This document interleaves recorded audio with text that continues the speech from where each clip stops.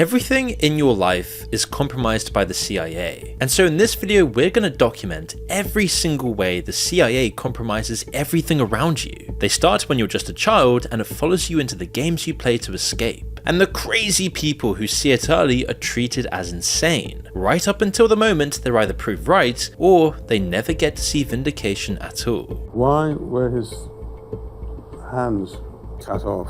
It gets really crazy when you realize the things you love have had the touch of the CIA no matter where you go. So we're going to go over kids films, games, podcasts, movies, TV shows, and even your favorite influences. And we're also going to show what happens to the people that call all of this out. So let's start this at ground zero with Hollywood. There's a version of your favorite films and TV shows that you weren't allowed to see. Scripts were rewritten, scenes were cut, endings were changed, and characters were altered. They had stamped top secret on the top and the bottom and the sides in the margins of every single page. And I said, guys, this is not top secret. This is a Hollywood movie. It's already on video. It's done. It's not an accident that every Hollywood movie about the CIA is pro-CIA. This has been running since the 1940s. What started with Walt Disney producing propaganda shorts for the military has now evolved into a formal permanent operation, one that now reaches into the biggest franchises on the planet, and it hasn't stopped expanding from there. When John Kiriakou, a CEI whistleblower who went to prison for exposing the torture program, was asked on the Diary of a CEO how the agency would hypothetically design an influence campaign, this was his answer. You would have to have a goal that would be specific enough that you could actually track the progress to it. It has to be a message. You've got to be able to get a specific, well-honed message out there. And the message can be anything. It could be, love the CIA, we're the good guys. It could be support the overthrow of the Iranian government. It could be, any criticism of Benjamin Netanyahu is anti-Semitism. It could be anything you want it to be. You just have to make sure that it's repeated enough. He mentions a couple of things there that are highly relevant right now. Take Argo, an Oscar-winning film that almost everyone has heard of. The plot follows a CIA officer who poses as a Hollywood producer to smuggle 6 American diplomats out of Iran, all during the 1979 hostage crisis. As you can imagine, the CIA is unambiguously the hero. There's barely a single mention of the CIA's overthrow of Iran's democratically elected government, or the installing of a dictator who ruled with a secret police force trained by the CIA. And given the current conflict in Iran, you could reasonably argue that the public's understanding of who Iran is and how we got there was influenced in part by films exactly like this. During filming, Affleck visited CIA headquarters multiple times, sat in round tables in the director's conference room, and even emailed the agency promising to do the agency proud. The CIA had actually been promoting the Argo operation as a suggested movie plot on their own website years before the film was made, and even thanked Affleck publicly on Twitter for the film. Affleck said this when interviewed as part of the press tour. Are there many actors in Hollywood who also moonlight as agents, do you think? I think there are probably quite a few, yes. I think probably Hollywood is full of CIA agents, and we just don't know it. But Argo's only the surface, and you'll be shocked about where exactly the strategy operates in Hollywood, the films it touches, and how smart it truly is. Take the original script for the Hulk. The canon storyline, as per the comic, involved Bruce Banner being transformed after a US military program gone wrong. It also included dialogue referencing Operation Ranch Hand, a real program that sprayed roughly 20 million gallons of chemical herbicides, including Agent Orange over Southeast Asia, poisoning a possible 4 million people. Both details were removed purposefully by CIA advisors. This is according to leaked files seen by The Conversation. They then changed the origin story to a lab experiment gone wrong instead because they couldn't risk anti-government sentiments in a franchise of this size. In the Transformers films, a Pentagon liaison inserted specific dialogue instead of removing it. In one scene just after American troops had been attacked by a deception robot, he added the line "bring him home" to reinforce US military values. Numerous superhero films, including practically the entire Marvel Cinematic Universe, which is the single biggest franchise in history, were all built on this from the ground up. Captain Marvel was granted full Air Force support. The Air Force was advertising the film on social media before Marvel had even started marketing it. Captain Marvel and Black Panther were both used directly in recruitment campaigns. The result was a documented spike in female applicants to the Air Force Academy. They literally called it the Captain Marvel effect. On Iron Man, which was massively supported by the Pentagon with $1 billion worth of equipment, there were literally fights on set between the directors and the agency. A Pentagon liaison, Phil Straub, objected to a line in which a military character says, "People would kill themselves for the opportunities I have." The director John pushed back, and soon they were standing on the flight lines at Edwards Air Force Base with 200 crew watching. They eventually settled on they'd walk over hot coals, but even then that didn't make the final cut. But a much weirder example is Meet the Parents, when Ben Stiller's character walks into Robert De Niro's workplace. In the original script he finds CIA torture manuals. That was rewritten. Now he finds photos of De Niro meeting Bill Clinton. IMDb credits Chase Brandon as a technical advisor and Milt Bearden as consultant CIA on the film, which you can see here.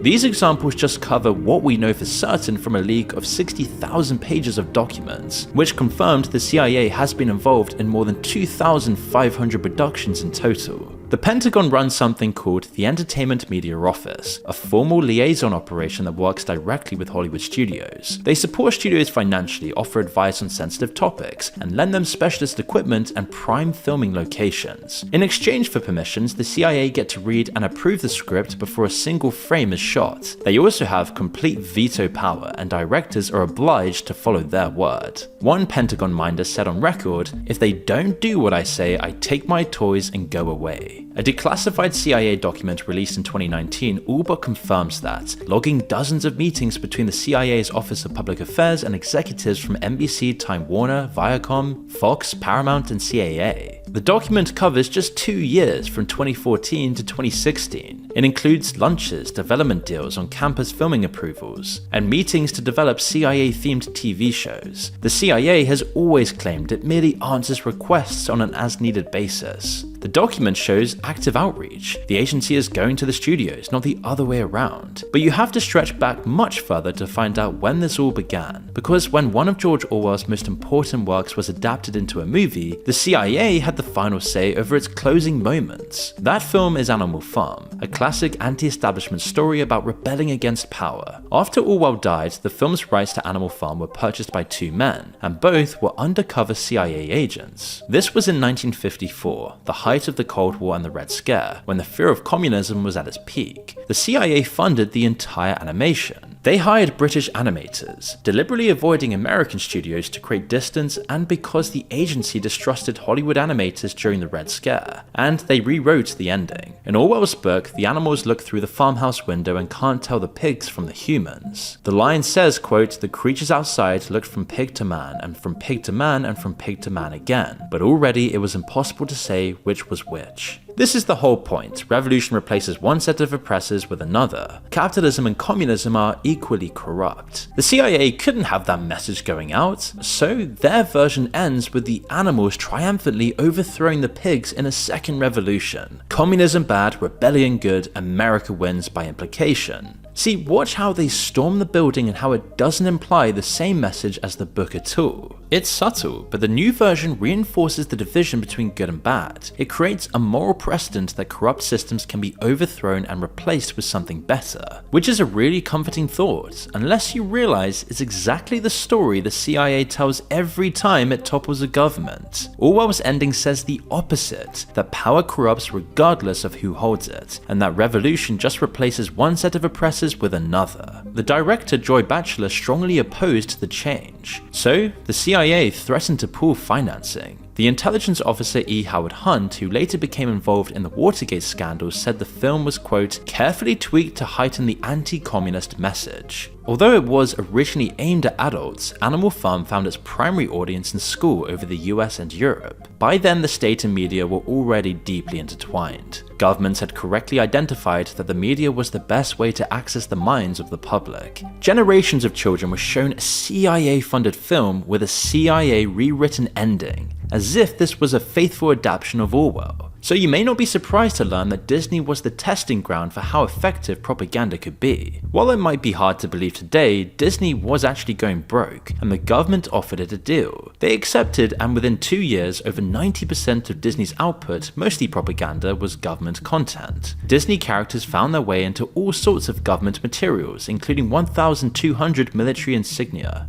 Walt Disney even personally designed this terrifying Mickey Mouse gas mask, all to make children less afraid during air raids. If you look at Disney films through the ages, like Snow White, The Incredibles, and Frozen, they're often said to carry some level of deliberate messaging.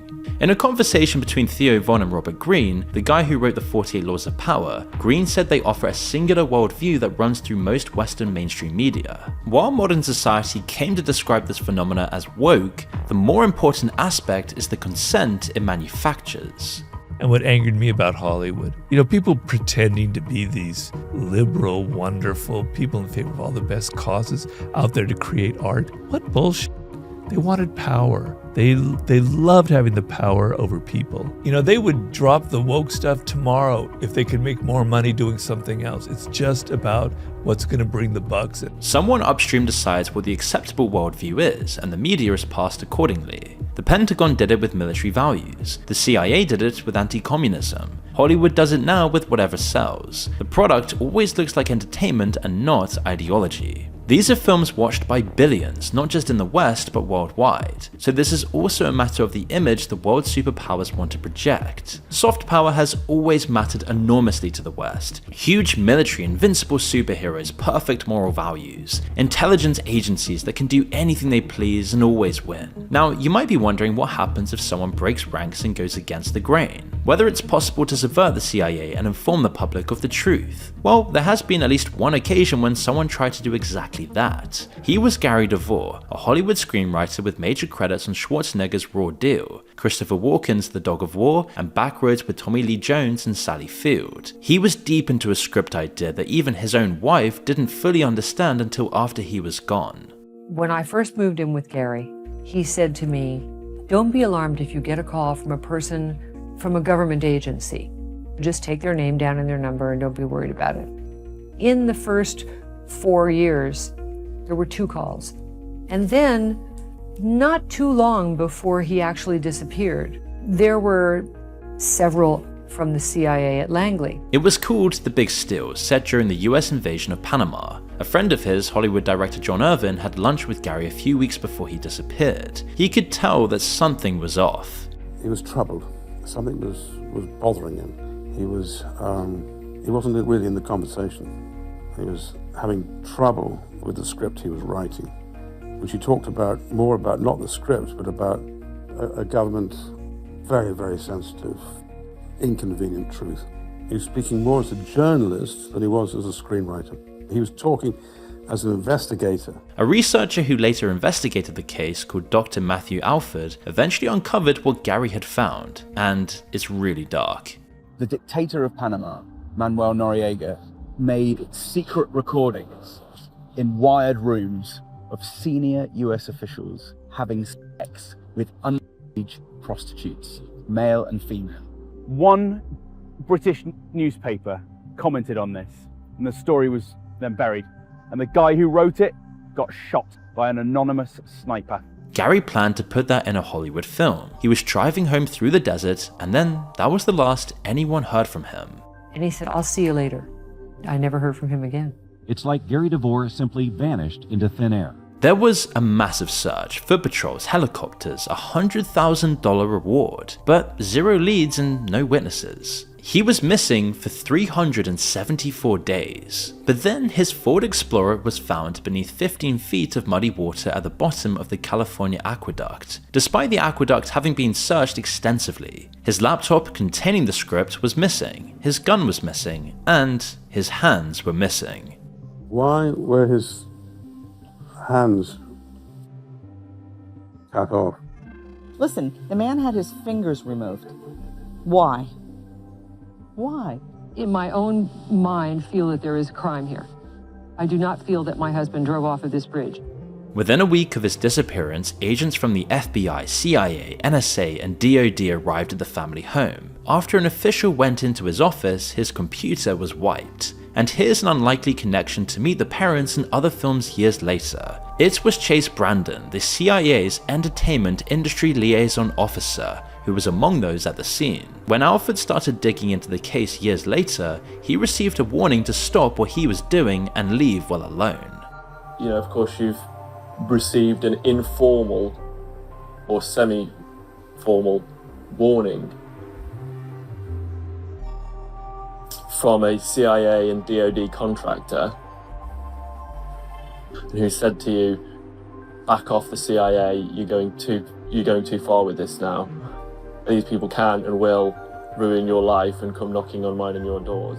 A former White House official from the Reagan and George Bush administrations confirmed that DeVore harbored a deep-rooted relationship with the agency and considered the case as the hallmarks of a cover-up. The CIA declined to comment on the entire situation and the case officially remains open. So that's the other side of the coin. What potentially happens when the CIA's veto isn't obeyed? We don't really know the truth of what happened, but it does show you that you should mess around with topics not sanctioned by the agency. As for the impacts this all has on society, Theo and Joe Rogan were very perceptive about how it can change public perception. So in World War I, one of the problems that they had was people didn't want to be over there killing people. Yeah. And so people were shooting, but they weren't shooting at the actual enemy. And so then they realized, well, we've got to do something about that. And so after that, they started creating all these really patriotic war movies where the guys are heroes, they go over and they shoot all the bad guys, and then they're awesome. So then the next group of people that go to war are all going to be indoctrinated with these films. John Kiriakou thinks that nowhere has that indoctrination been more effective or more dangerous than in warming the population up to the idea of torture. One thing that bothers me the most is when Hollywood perpetuates the myth that torture prevented acts of terrorism or disrupted acts of terrorism. And to me, that myth is dangerous in that it affects public opinion. You can put whatever euphemism you want on it. You can call it enhanced interrogation technique. I don't care what you call it.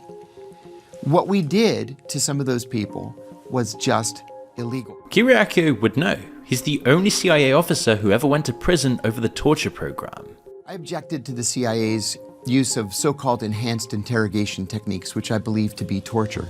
And I went public with that information in December of 2007. All this time, by the way, I'm waiting for somebody to come out and say something. And nobody said anything. As a result, I was prosecuted and served 30 months in prison. But I'm glad I did. Somebody had to do it. This is especially true in the film Zero Dark 30, which is about capturing Osama bin Laden. John Kiriakou thinks it's the strongest example of making the CIA look clean from every angle. Zero Dark 30. So Zero Dark 30, I think, is the most egregious example of CIA interference in Hollywood. The CIA gave the filmmakers classified briefings over a classified mock-up of the bin Laden compound. The film essentially pushed at the torture program as what led them to bin Laden. Kiriakou says that's a complete lie. This was a film that the CIA made a policy decision on that it was going to cooperate fully, to the point where senior CIA officers gave them inappropriately classified briefings over a classified mock-up of the bin Laden compound. Okay, that's chargeable under the Espionage Act. The CIA just turned it over. Why? Because it made the CIA look good. In real life, intelligence work is edgy, gruesome, and morally ambiguous. Mainstream TV and cinema don't need to be accurate.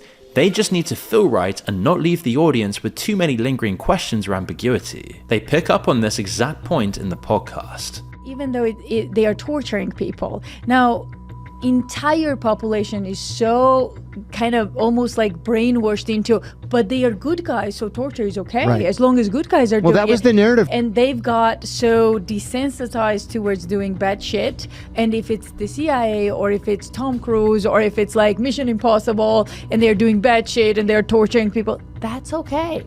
Like now the message is that's okay, you don't worry about it. So desensitization and controlling the narrative are central to this whole strategy. But there are deeper layers than promoting and suppressing films. The CIA had established an entire directorate of digital innovation specifically to engage Silicon Valley. So it's all linked together and practically operates in plain sight. Theo Von told Green a story about bumping into a construction worker at Century City Mall in LA. Yo, what's up? Wow. So I start talking to him, and he's like, dude, guess what we're building? I'm like, I don't know. I thought maybe it could have been like a Hardee's or something. He's like, we're building like a 20-story building, and 10 floors of it are the CIA, and the other 10 floors are a management company, Hollywood Management. Theo was mixing up the CIA and CAA, Creative Artists Agency, Hollywood's most powerful talent firm, but Green made it sound like the real thing was even worse. And you go to that building, and they call it like the Death Star. There are like, politicians who are being represented by CAA, athletes, tech bros, influencers. It's pretty frightening though when you go inside. It's almost like Scientology. Like Scientology? Hollywood's version of Scientology. He's describing high-level ongoing talks at the intersection of the media, government, and big tech, all in a building lovingly called the Death Star. So you can now see how this whole influence campaign is far bigger than cutting lines in Marvel movies. It relies on cross-collaboration between multiple arms of state and private power, and the product hasn't stopped at the cinema. It's been actively following the audience, which means you, wherever you go, including online. Do you think the CIA have a strategy for podcasters and for podcasting? I think yes, now they do.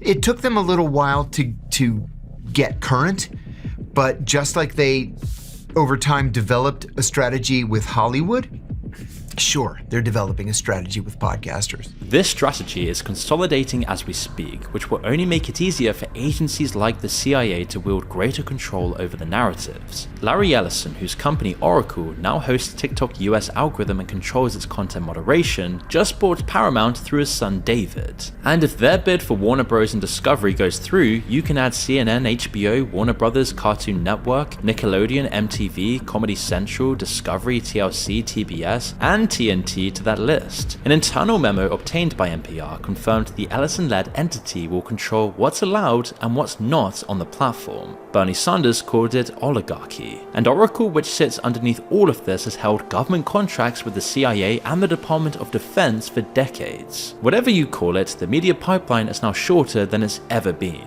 and in fewer hands. There's a through line from Donald Duck selling war bonds to Captain Marvel. Selling Air Force recruitment to Google Earth, tracking your location has never been broken. The methods have evolved: direct propaganda, covert funding, script consultations, structural incentives, venture capital, and digital surveillance. But the principle itself hasn't changed. Get the message right, make sure it's repeated enough, and eventually nobody questions this anymore. And if you've seen what happens when someone steps outside that system, a screenwriter at the bottom of a canal with no hands, a researcher warned to back off before they ruin his life, maybe then you understand why so few people ever try. It's not a theory about Hollywood, but a description of what 60,000 pages of declassified documents confirm has already happened, and is still happening, to the stories you grew up on. The truth is, we simply don't know how deep this rabbit hole really goes, how much of the information-rich world around us is real, and how much is fake or manipulated just enough to maintain a thin veneer of authenticity. Like we saw in this recent video we did on the CIA compromising podcasts, the rabbit hole truly goes deep.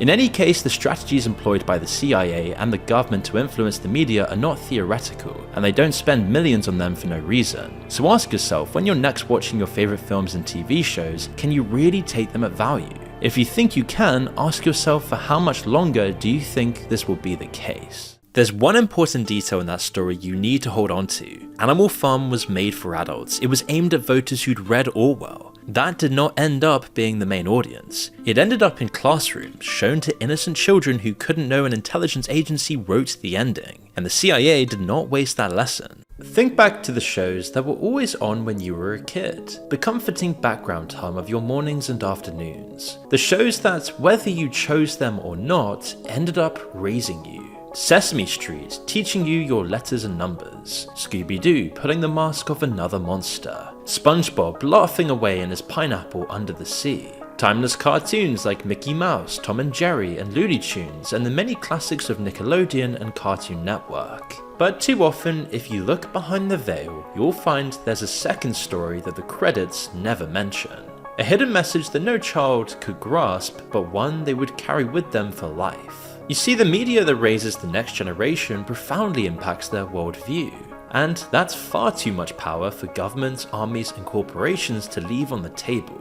And that's when you begin to realize that your favorite kids shows were government propaganda. So let's start with the most trusted name in preschool television, a show tied to government-funded behavioral research and even to torture.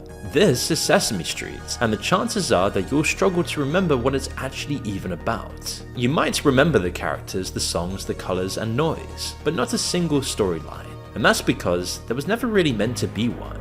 It didn't start off life in a writer's room at all. This was an experiment developed in a lab, funded by some of the most powerful institutions in America with just one purpose: to master a child's attention. It began in 1966, not with a producer but with a question at a dinner party. Could television actually teach children? To answer it, the Carnegie Corporation, the Ford Foundation, and the US federal government's Office of Education invested some $8 million and handed it to a research team. At this exact same time, the Ford Foundation was one of the CIA's favorite ways to move money. The agency itself called foundations like Ford the best and most plausible kind of funding cover, used to fund a seemingly limitless range of covert action programs affecting youth groups, labor unions, universities, publishing houses, and other private institutions. Sesame Street's head of research was a man named Ed Palmer, and Palmer built a device his team called the Distractor. They'd sit a small child in front of an unfinished episode. Then, next to the television, they'd run a slide projector, clicking to a new random image every few seconds. They sat and recorded second by second, the exact moments when the child's eyes drifted away from the show and towards the slides. Essentially, this is the earliest example of designing brain rot content. If a segment couldn't outcompete a random photo of a dog or something similar, it was failing. Apparently, the testing was relentless and would go on for hours. Ed Palmer even said, "You know Darwin's terms about the survival of the fittest? We had a mechanism to identify the fittest and decide what should survive." While the government supposedly funded all of this to build an educational delivery system, that intention became distorted over time. Such an efficient system could of course be used to spread prevailing social and political ideologies to children when they were their most receptive. It began relatively innocently. In 1992, they made an episode called Snuffy's Parents Get a Divorce. It was never fully aired because the test screenings were a disaster, with the kids left heartbroken. Okay, kids. Here you are. Home, Daddy. Home. Home, Daddy. No, Alice. I don't live here anymore. Remember? That was just the start, and it got a lot more intense since then. In 2025, Sesame Street posted a Pride Month message and went hard on educating kids on the LGBTQIA+ movement. This month and every month, we want to uplift and celebrate our LGBTQIA+ family, friends, and communities. Okay, everybody, I want you to meet my brother Dave, his husband Frank, and my sobrina Mia, my niece. Hi, Mia. Elmo, Cookie, are you ready to see my monster piece? Ready, Jonathan. Alan Monster is wearing the latest in high monster fashions. They screened an episode where Elmo, depicted as a child, got the COVID vaccine. You were super duper today, getting your COVID vaccine, Elmo. Yeah, there was a little pinch, but it was okay. Elmo was really glad to have Daddy and baby David there with him. And this wasn't the only episode designed to support the government's policies. This one pretty much told kids over just 2 years old to go away if they didn't want to comply. Children under 2 years old do not need to wear a mask, but children older than 2 years old should wear a mask when they're out in public and they're around people. And if you don't want to wear a mask, I've just got one thing to tell you. Scram! Go away! For a show known for its decades-long collaboration with McDonald's until 2010, including several run of Happy Meals toys, they didn't seem to have their viewers' health at heart when it commercially suited them, or when they weren't compelled to otherwise. They also ran numerous town halls with CNN on race, prejudice, and gender theory. Even with politics aside, Sesame Street proved so effective at conveying messages that it was even used to influence children through co-productions aired in over 150 countries. In 2011, USAID spent $20 million to build a Pakistani version of Sesame Street. In their own words, the goal was to improve the stability of the country. Others ran in Northern Ireland, Kosovo, and Nigeria. There was even a joint Israeli-Palestinian Muppet show.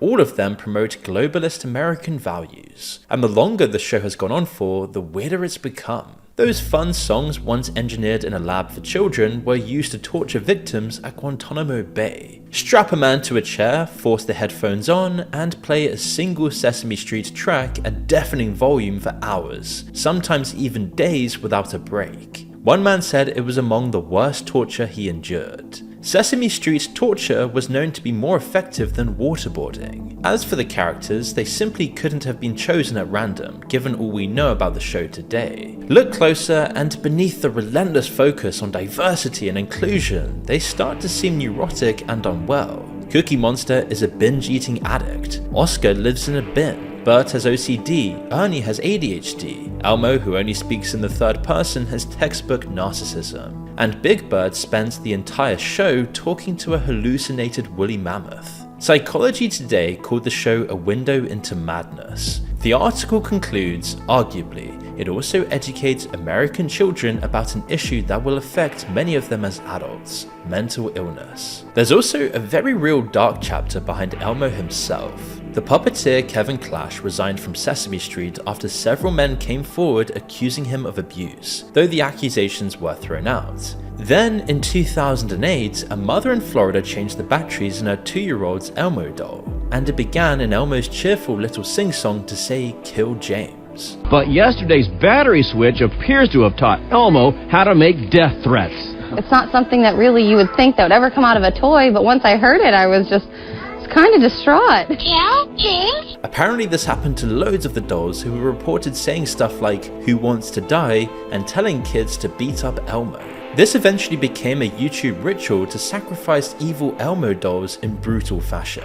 But that's enough of Sesame Street. There's a paper trail there, while the rest cover their tracks much better, and these are the nostalgic ones. But before we continue to move on to the depths of the childhood propaganda, I do need a quick favor. I was just looking at the numbers, and a lot of you who watch regularly haven't actually subscribed, and some of you have told us that you get unsubscribed at random. So right now, if you enjoy what we do here, please check that you're subscribed, as we're closing in on a really important subscriber milestone to us, and the single most useful free thing you can do to keep the show going and getting better is to hit subscribe, and just make sure to double check it as YouTube constantly unsubscribes viewers. And if you do that for me, we'll keep on digging into the stories nobody else wants to touch and expose the parts of the world that need it most. And trust me, it's only going to get better from here, so hit that subscribe, it really means a lot. And now, let's get back to the video. This is Tom and Jerry, one of the longest running cartoons ever. It's always been associated with propaganda, especially during and after World War II and in the Cold War and Vietnam. But is your tinseliness, imperious leader of Hollywood. It's circulated online ever since, and the whole film is full of secret society references and iconography with no explanation at all. The president of Hollywood carries a disintegration ray in his staff, and the very first person he burns to ash is a character called Dr. Professor, who stands for science and reason, on the word super race throughout when they discuss the race that the film is about. And it should also be noted that he always pops up with 2 attractive women at his side. And this was in 2005, long before the Illuminati went mainstream online, before the viral videos and memes had half the internet convinced that the world's politicians and celebrities were all in on it. There's also a lot of violent killing going on generally in the episode, so much so that people have made compilations of all the deaths. Scooby-Doo is another classic cartoon with a second side, with a through line connecting to a shady lobbying organization whose purpose is to manipulate TV characters. The first unusual thing about it was that it was built to survive a moral panic. In the 70s, parents were complaining that kids' TV had become too violent. Scooby-Doo was designed to take over, making every ghost and every monster just a man in a mask. There is never a real monster. There's a criminal hiding among ordinary people wearing a disguise. The message is that fear is a con. Evil is merely a costume.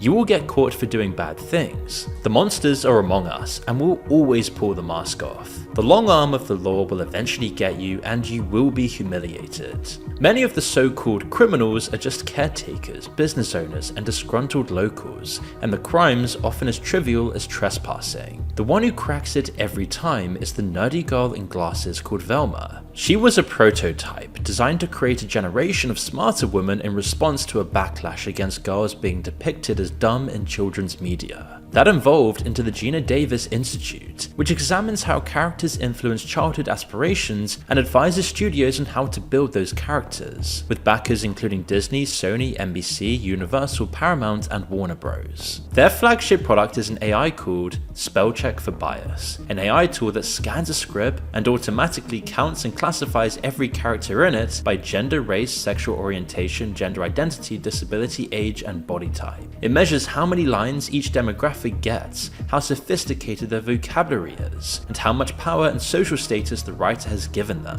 One pilot saw the tool change up to 20% of the scripts it was run on. So imagine how a script now arrives in Hollywood, and before a human reads it, an algorithm decides whether it aligns with a centrally designed moral code that can usurp the writer's vision. No one has to declare outright we can decide what children believe, when you can hide behind the label of an activist. Incidentally, Velma's character was destroyed in 2023, when they reimagined her as South Asian and obviously bisexual, with even her diehard fans on the Velma subreddit calling her a horrible narcissist, and it became one of the lowest rated series in IMDb history. Bikini Bottom refers to Bikini Atoll, where America detonated the largest nuclear weapon it had ever tested.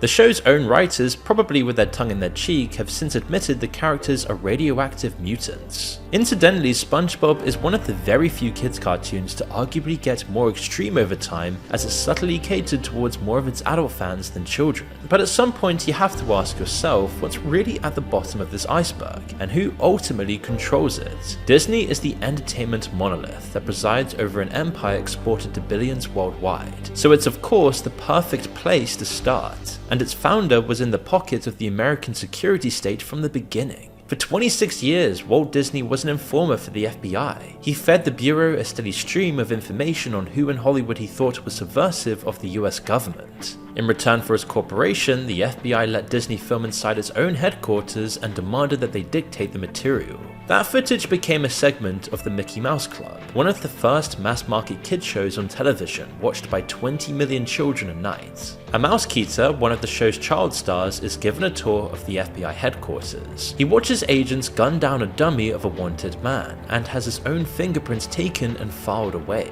They reveal that the FBI had 146 million people's fingerprints in 1958, and knew every criminal in the country. And he was assigned to find out my real name. The first thing he did was take me to be fingerprinted. I had been through this before when I qualified for my fingerprint merit badge in the Boy Scouts, so I knew my prints were here somewhere on file with the FBI. But there are 146 million fingerprints on file here, and with that many, I felt pretty sure it'd take weeks, maybe months to find mine. That's just the start of a decades-long strategy to collect and centralize people's personal biometric data, culminating in the digital IDs you'll eventually need to do anything online. Under Disney's ideological regime, the core lessons have remained consistent for years. The heart of it all is individualism at all costs, that your family is holding you back, your area doesn't get you, and the brave thing is to break away and follow your heart. Moana sails off against her father, and people saw it as prejudicing a father worried about their daughter. Ariel gives up her entire world for what she wants. Then the monarchy is natural and good. Disney is astonishingly devoted to the idea of kings, queens, princes, and princesses. Frozen opens with Elsa's coronation as the high point, and even the modern girl boss heroines are still very frequently princesses. There's a clear social hierarchy, and the protagonists are often aristocrats, tribal chieftains, or other elites of their society.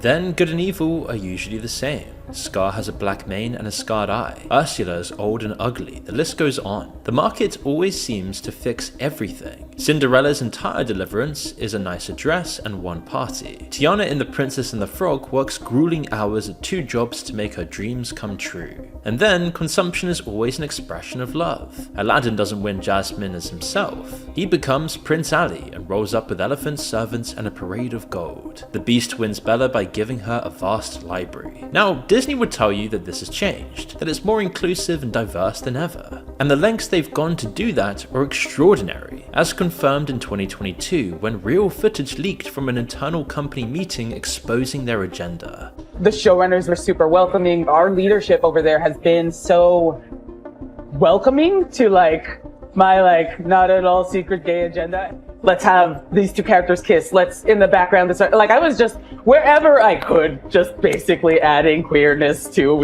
if you see anything queer in the show, I'm proud of it. No one would stop me, and no one was trying to stop me. And another person in the meeting continues with this candid description of their internal messaging strategies. Story, and especially with trans characters, you can't see if someone is trans. There's not one way to look trans. And so kind of the only way to have these canonical trans characters, canonical asexual characters, canonical bisexual characters is to give them stories where they can be their whole selves. And how their messaging has been changed to remove boys, girls, ladies, and gentlemen entirely. Last summer we removed all of the gendered greetings in relationship to our life skills. So we no longer say ladies and gentlemen, boys and girls. We've provided training for all of our cast members in relationship to that. So now they know it's hello everyone or hello friends. So many of you are probably familiar when we brought the fireworks back to the Magic Kingdom. We no longer say ladies and gentlemen, boys and girls. We say dreamers of all ages. These are adult employees explaining very cheerfully that they use their privileged position to work their own politics into kids shows wherever they could.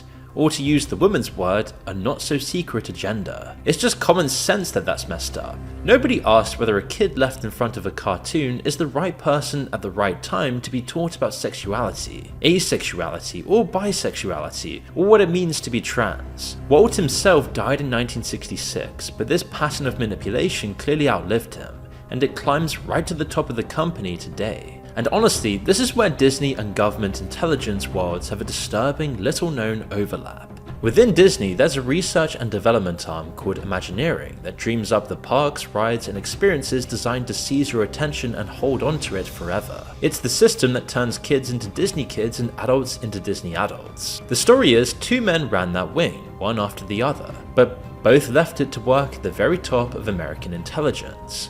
The first was Eric Hasseltine. Until 2002, he was head of research and development for all of Disney Imagineering. He left to become director of research at the NSA. From there, he was promoted into a job overseeing the science and technology of the entire US intelligence community, meaning the CIA, the NSA, and 14 other agencies. He said of himself, "You can think of me as the CTO of the intelligence community." The other is Bran Ferren, who ran research and development for the whole Walt Disney Company. Here's a clip of him talking to the CEO, Michael Eisner, who says Ferren knows everyone in the world government. You came to Disney, you succeeded at Disney, you knew everybody in the world in government, and then when you go on your own, you have a better platform than you would have had before. And a side note that the parks were run by the military. The management of the parks was no problem because Walt hired all these military people and everything ran like West Point. The business he started after he left Disney is called Applied Minds. A reporter for Wired who got inside one of their facilities, some of which was leased from Disney, compared it to the Willy Wonka factory, with one chilling difference. Its clients by its own account range from Sony to the Pentagon's experimental technology division DARPA, in addition to Lockheed Martin and many other branches of the US military. Wired simply says this is where the secret laboratories are. It's called an Imagineering resource for hire, and Ferren admits he's designed 100 military command centers for, in his words, high-intensity military decision-making. The New Yorker laid out Disney's line into the NSA back in 2008, and hit the nail on the head when they say, the fantasy worlds that Disney creates have a surprising amount in common with the ideal universe envisaged by the intelligence community. in which environments are carefully controlled and people are closely observed and no one seems to mind. These guys walked out of one world and straight into the other, a door between a children's park and the upper echelons of an American intelligence system that barely a soul on the planet knows about. So it's clear that Disney doesn't really just make films anymore. It engineers experiences and buys the things you already love and turns them into more Disney. And this is a very important point to close on, because propaganda is also the dumbing down and muting of rebellious or anti-power messaging. George Orwell's 1984 and Aldous Huxley's Brave New World depict the descent into dystopia as the systematic removal of all resistance. Life would be dumbed down, the senses dulled, and power would move into the vacuum to take control over a world incapable of putting up a fight. Star Wars is the perfect example of this progression. George Lucas was always open on the fact that the original films were about America, and that the evil empire was the United States. You did something very interesting with Star Wars, if you think about it. The good guys are the rebels. They're using asymmetric warfare against a highly organized empire. I think we call those guys terrorists today. We call them Mujahideen, we call them Al-Qaeda. When I did it, they were Viet Cong. Exactly. So were you thinking of that at the time? Yes. That's very controversial when you think about it. One of the greatest ever American franchises glorified America's enemies? Then Disney bought it, and after a mildly political Rogue One, they milked it into an endless run of sequels and spin-offs. Or Eisner insisted it was not in any way a political film. The longer it dragged on, the clearer it became that its total lack of political conviction killed the franchise. But it's one of the most innocent kids shows of all, Paw Patrol, that artfully embodies this modern world of zero resistance. It's one of the most powerful popular franchises ever conceived of, screened in 160 plus countries with 2 movies, an arena tour, a theme park, and billions in toy revenue. The setup is pretty simple. There's a town called Adventure Bay, run by a 10-year-old boy and a pack of talking rescue puppies who live in a tower and roar out in branded trucks whenever something goes wrong. There are no public services in Adventure Bay. No police, no fire brigade, no ambulance, no cancel. All of it is one private company owned by a child. This police state establishment operates from a literal surveillance tower that looms over the city like the Eye of Sauron.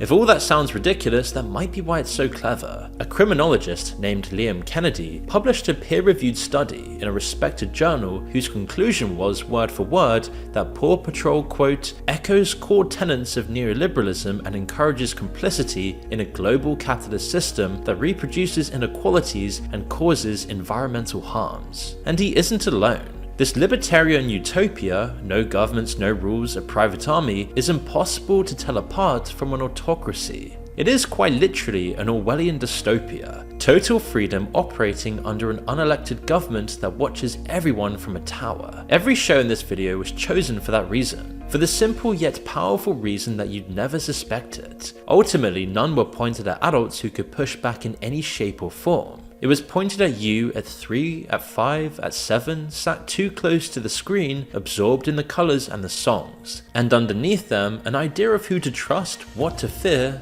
and what not to question. You didn't choose any of it. Maybe you or others around you carried it their whole lives without ever knowing where it came from. Clearly, this long history of manipulating kids shows hasn't stopped. If anything, it's more nefarious now than ever because the constant sanitization of the subject matter is progressively killing critical thinking. And that's more insidious than any single message. And to salt the wound and add insult to injury, kids today also have to endure an adult's moral crusade being inserted to their innocent lives just because it's their personal not-so-secret agenda. Children grow up, and you only watch films once or twice or through a few times max over your lifetime for those that you really love. But the timely rise of podcasts and short-form video has given the CIA a new way into your head through a vast ecosystem of cheap, unregulated entertainment that touches some of the biggest names in modern media. Suddenly, the CIA and other intelligence agencies are infesting podcasts everywhere, constantly chattering on about some of the most debated issues of our time. And you just have to wonder what the end game is here. The CIA used to be a faceless organization. 3 letters that conjured images of redacted documents and men in suits who didn't exist on paper. The whole point of an intelligence agency was that you don't know what it's doing. Now, you can't scroll through YouTube without one of them candidly sharing dark secrets about how all of this works. You've probably seen clips of it yourself, like the grey-haired American man calmly explaining how the CIA told him to pretend to be gay to recruit a foreign spy. So we reached out and spoke to him for exclusive insights, as after seeing clips like this, it was hard to ignore something weird was going on. Headquarters says, "We want you to pretend that you're gay." I said, "Oh, come on, you guys. No, we really need the information. You got to pretend that you're gay." I said, "Okay, I'll do it. I'll do it for Uncle Sam." Or how his boss ordered him to sleep with the ugliest woman he'd ever seen, for the good of the country. Who was the ugliest woman I've ever seen in my life. Like, you want to avert your eyes. Like, she came off the side of Notre Dame. She was a stone gargoyle with a giant mole right here with a giant hair coming out of it. That kind of ugly. And my boss says, "Okay, here's what I want you to do. I want you to fuck her." And I said, "What?" I said, "Have you ever seen her?" And he said, "I know, but we're the good guys, and you're gonna have to take one for the team." Or how the agency dosed random strangers with LSD in San Francisco brothels. They rented a safe house in San Francisco. They recruited a bunch of hookers and had them go out and pick up Johns, bring them back to the safe house where they thought they were going to get laid, dose them with LSD, and then interrogate them. Or how things that were once conspiracies are now just mainstream knowledge. I believe very strongly that he was an Israeli access agent. Did he work for the CIA? No way. The CIA's job is to collect foreign intelligence. What foreign intelligence did he have? He's spying on Bill Clinton and Bill Gates and Prince Andrew. That's the Israelis. And he's not alone. The intelligence community is flooding the podcast circuit right now. Gavin de Becker, not exactly a former intelligence officer, but the man who runs anti-assassination protection for the world's most famous, said this about Epstein. What he was is a construct. He's a created construct. Money, wealth, private jet, private island, fun, not married, young girls, lots of things. $500 million of money came from Les Wexner, who's a wealthy guy who owns, or owned, I don't know what he's doing now, Victoria's Secret, big donator to the state of Israel. And $500 million was transferred to Epstein, along with power of attorney to use it and invest it in the ways he saw fit. He even described a friend who narrowly avoided it. He goes to meet with Epstein in New York to ask for money for a charity, and Epstein is in a robe. And Epstein says, "Hey," they're finishing the meeting, he says, "Hey, I'm gonna get a massage," hence my robe. "You wanna get a massage?" And through the hallway, my friend can see a massage table and a room and a very cute girl. The Epstein situation is where John Kiriakou, a veteran ex-CIA operative, has gone mega viral with his bombshell disclosures. On the Diary of a CEO, he went further than he had before. Do you think Jeffrey Epstein was a spy? I believe very strongly he was a spy, yes. And who do you think he was working for? The Israelis. I'm confident it was the Israelis. Why? Jeffrey Epstein is kind of the stereotypical example that they give you in training for what's called an access agent. If you're a foreign intelligence service and you want information, like close-in information from a former president, from the CEO of the biggest company in the world, from a member of the British royal family, you're not going to recruit these guys. You're not going to recruit Bill Clinton. And he's made the same points on so many other podcasts with remarkable consistency. I mean, what's the point of running the operation if it's not to collect compromat? It was about blackmail. It had to have been. I don't understand it otherwise. They then take 10 minutes to look into it and they're like, "Oh my God, he's running a fucking pedo ring at the behest of the Victoria's Secret guy in fucking New York City. And oh my God, they got dirt on everyone, including the current president. This is a crisis, the likes of which, if we outed this, everything could fall." Is dramatic, cutting, and critical of the highest institutions of government. And some of his other disclosures, probably the ones that get less attention because they're harder to meme, are just as unsettling.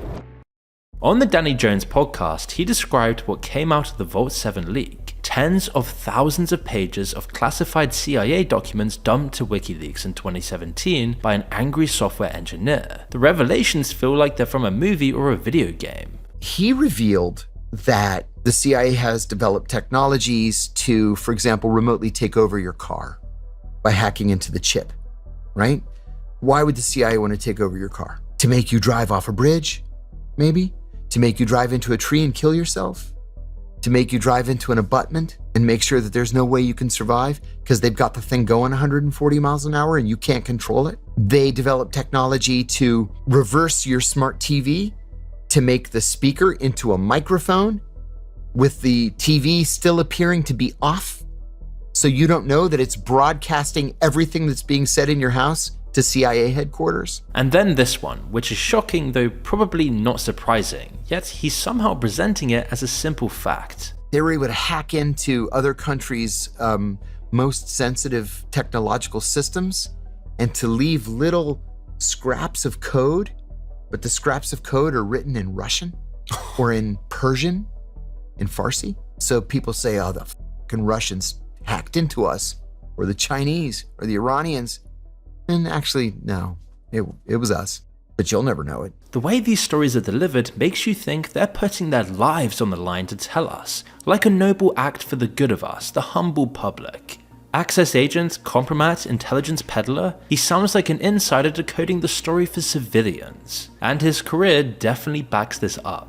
But if you look really carefully, you start to see a few deviations that make you wonder what's really going on here. His views evolve, but the timing is key. On his earlier appearances, he was strong on Epstein being a Mossad access agent. Then the latest tranche of Epstein files came out, and suddenly his position moved. I've always maintained that Epstein, to me, was obviously a Mossad access agent. And I said that right here on the show. Now, with the release of this latest tranche of documents, I think he was more than that, and that he was probably not exclusive to the Israelis. We know from these latest documents that he had some sort of association with MI5 and MI6, essentially the FBI and the CIA of the UK. We know that he made an approach to the German intelligence service.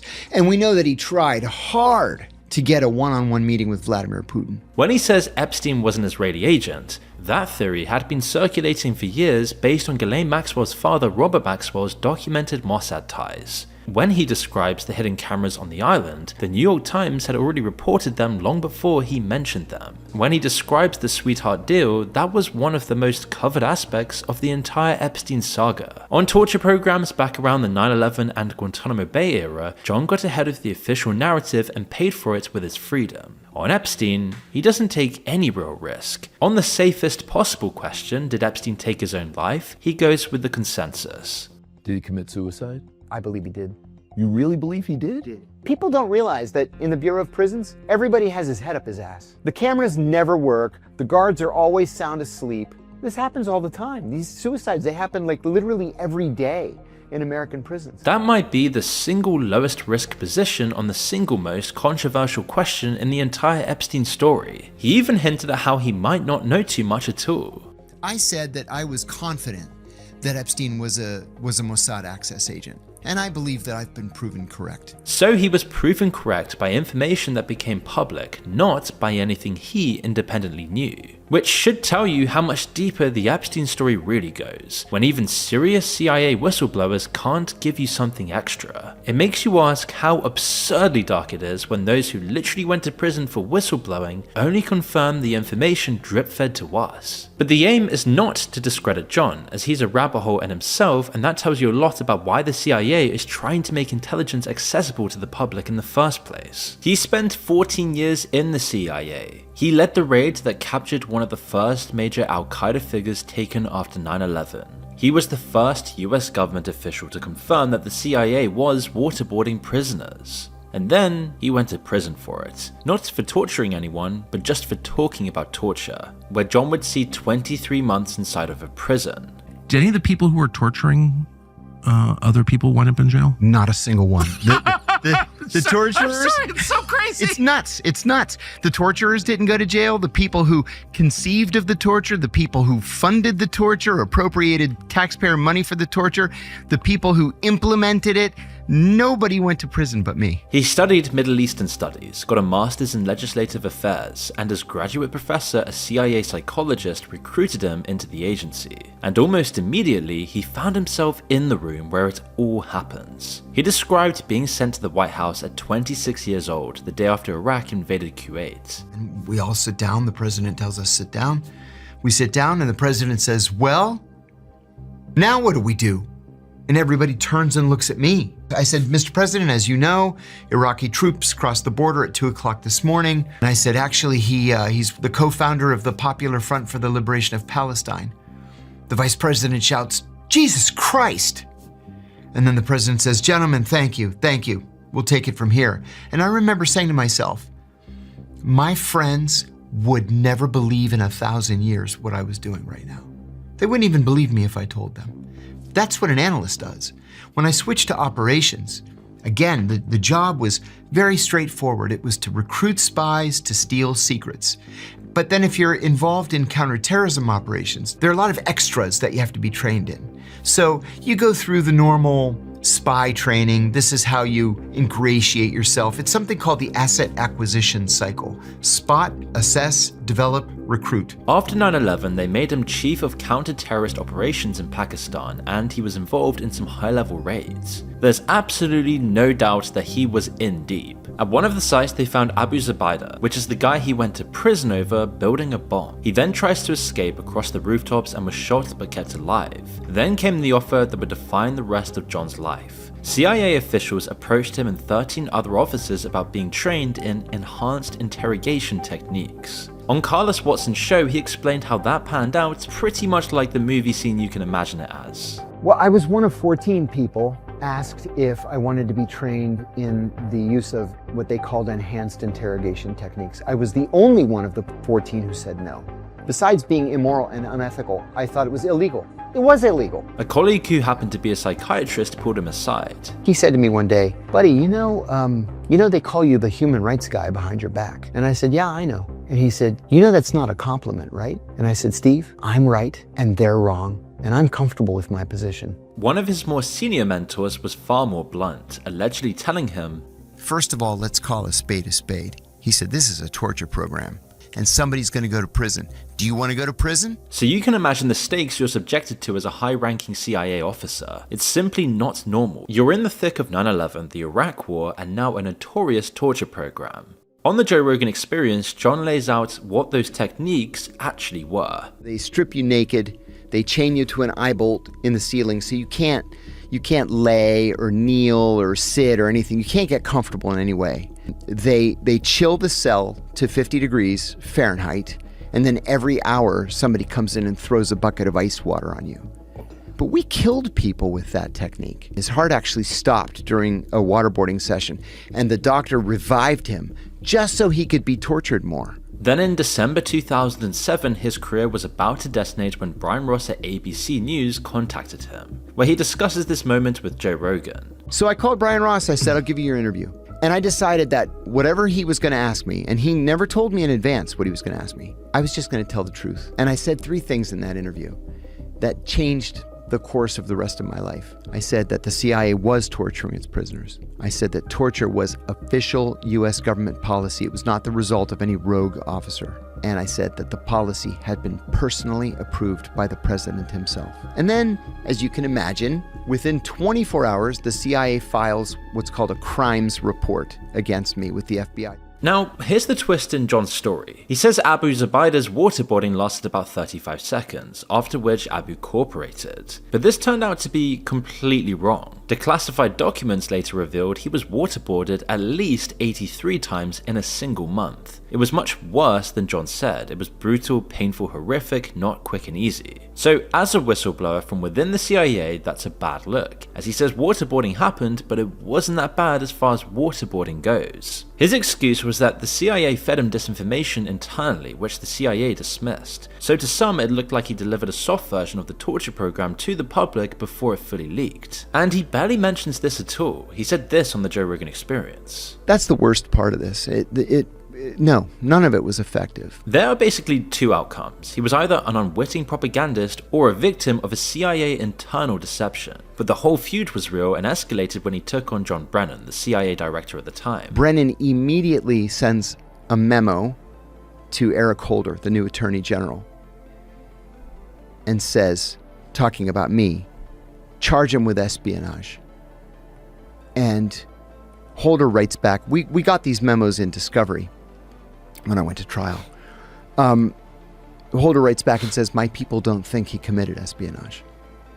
And then Brennan writes back and says, charge him anyway and make him defend himself. And when John talks about Brennan, he describes an apparatus of killing that functioned much like a weekly staff meeting. John Brennan had the Tuesday morning kill list meetings because the tech got sophisticated enough that you could just write up a list of people that you want to kill that week. And you dish out the assignments.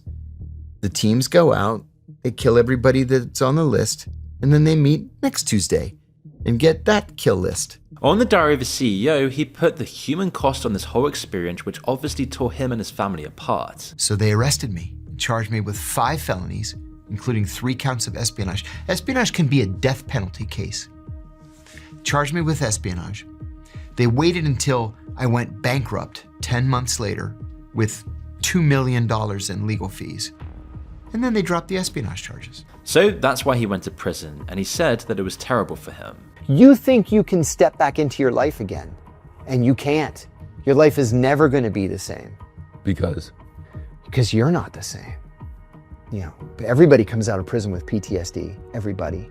It's a pretty dramatic whistleblower arc and one that gives him a lot of credit, despite one major blip in his credibility, which may be explainable if the agency duped him. And now he's gone viral on TikTok for his podcast appearances, which is either a beautiful irony or exactly the kind of thing that should make you pay very close attention. On the Diary of a CEO, Stephen Bartlett asked him directly whether the CIA has a podcasting strategy. Now you can probably imagine what the response might be here. I mean, the CIA's been influencing the media since Operation Mockingbird all the way back in the 50s. Most shocking was when the New York Times published a massive investigation that revealed the Pentagon had recruited over 75 retired military officers to appear on every major TV network, all as quote-unquote independent military analysts. Internal Pentagon documents called them message force multipliers. They were given classified briefings, talking points, and free trips to Iraq. Many of them worked simultaneously for military contractors who profited from the wars they endorsed on air. That program ran from 2002 to 2008 across Fox, CNN, NBC, CBS, and ABC. It was called PSYOPs on Steroids by one of its own participants, and when it was exposed, not a single network covered this. In fact, there was a near total media blackout on a story about the media. So John naturally couldn't deny this question. Do you think the CIA have a strategy for podcasters and for podcasting? I think yes, now they do. It took them a little while to get current, but just like they over time developed a strategy with Hollywood, sure, they're developing a strategy with podcasters. You know, it was only in the last 10 years that the CIA opened a branch within the Office of Public Affairs whose job it is solely to liaise with Hollywood studios. Then he was asked about Andrew Bustamante, another ex-CIA officer who's become a media phenomenon, and gave another motive. Andrew Bustamante has really made a handsome living out of selling his experience. Yeah. And he's on every podcast. Yeah. And that's true. Andrew is everywhere. But it's a bit of a slip if John thinks people aren't going to eventually file him into the same category. So we asked John to discuss why the CIA is clearly targeting the podcast circuit. And surprisingly, he gave an honest response that is part of the agency's media strategy and a lucrative side hustle for retired spies. He said he's often asked to comment on Fox News and admits that podcasting has become a career outlet, where personal branding and delivery matter just as much in any other content creation niche. But I think you are correct in your assumption that it's really about self-branding. We're in a new media world, a new media landscape, where it's all about podcasting. And there's significant money at stake here through advertising. And so there are a lot of CIA people. I'm thinking of, Andrew Bustamante being probably the leading one who's out there making money on his CIA career, Mike Baker, and there are others, myself included. And, sometimes it leads to something else. I'm on Fox News all the time. I used to be on CNN a lot, MSNBC occasionally, no more. It's almost strictly Fox. But that's kind of the goal of all of these guys.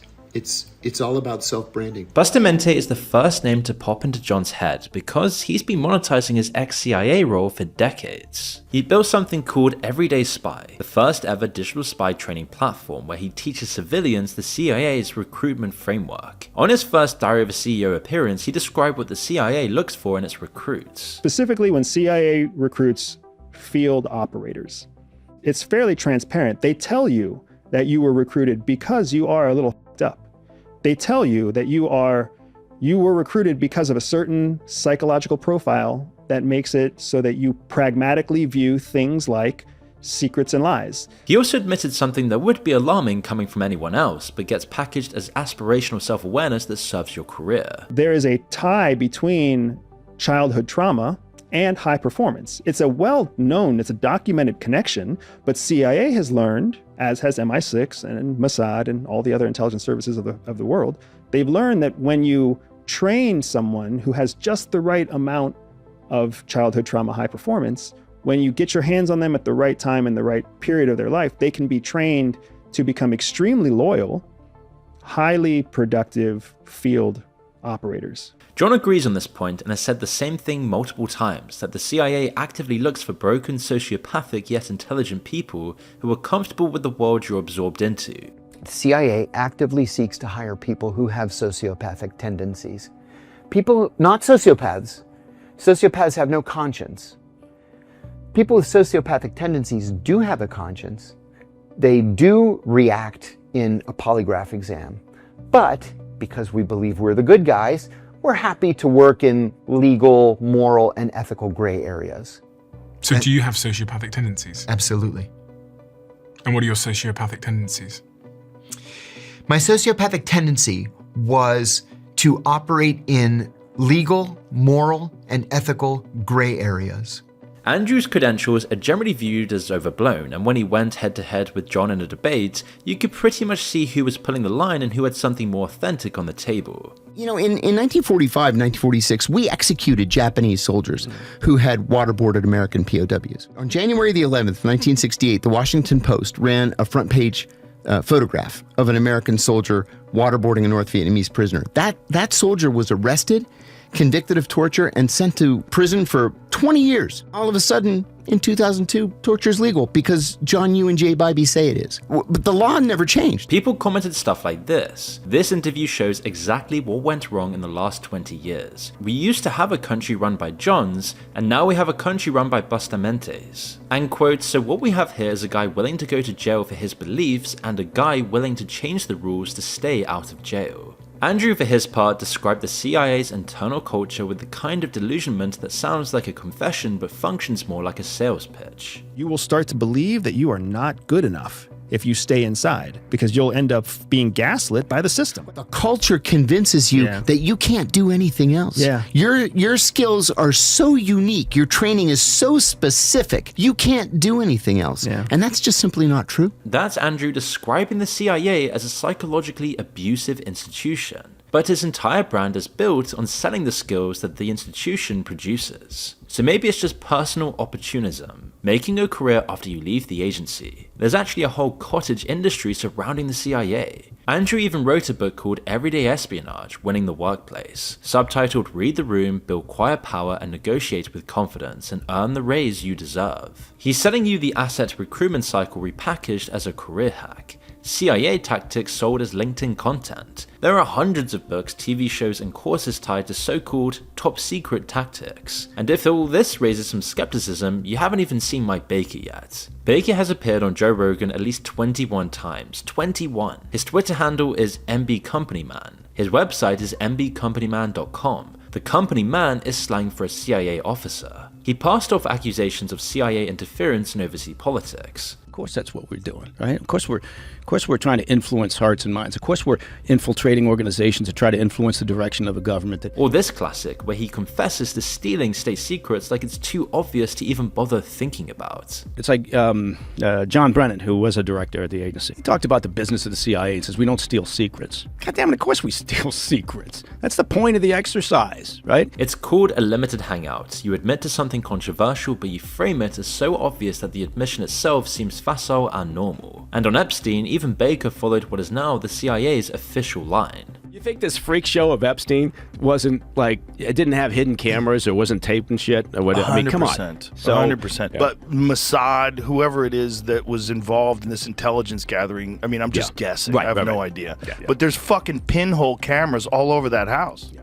And the list of former intelligence operatives appearing across non-legacy media is practically endless beyond those we've talked about. Brian Dean Wright, another former CIA officer who worked at Baker's company Diligence, running a daily podcast literally called The President's Daily Brief, using the name of the CIA document given to the president every day. Then there's Mark, 26 years in CIA operations, co-hosting The Crisis Room, a show openly marketed as the journalist, the politician, and the spy. He recently said Havana Syndrome was a massive CIA cover-up. And you can see the contrast with the legacy media. You generally don't see these people doing long, unfiltered sit-downs on CNN or the BBC. They turn up for uninterrupted conversation with minimal pushback. You can also see how they pop up when there's something trending to discuss, an opportunity to step up and give answers. When UFOs become a serious congressional topic and everyone was fascinated in possible cover-ups, the intelligence community again flooded the podcast circuit. David Grush testified under oath about crash retrieval programs and non-human biology.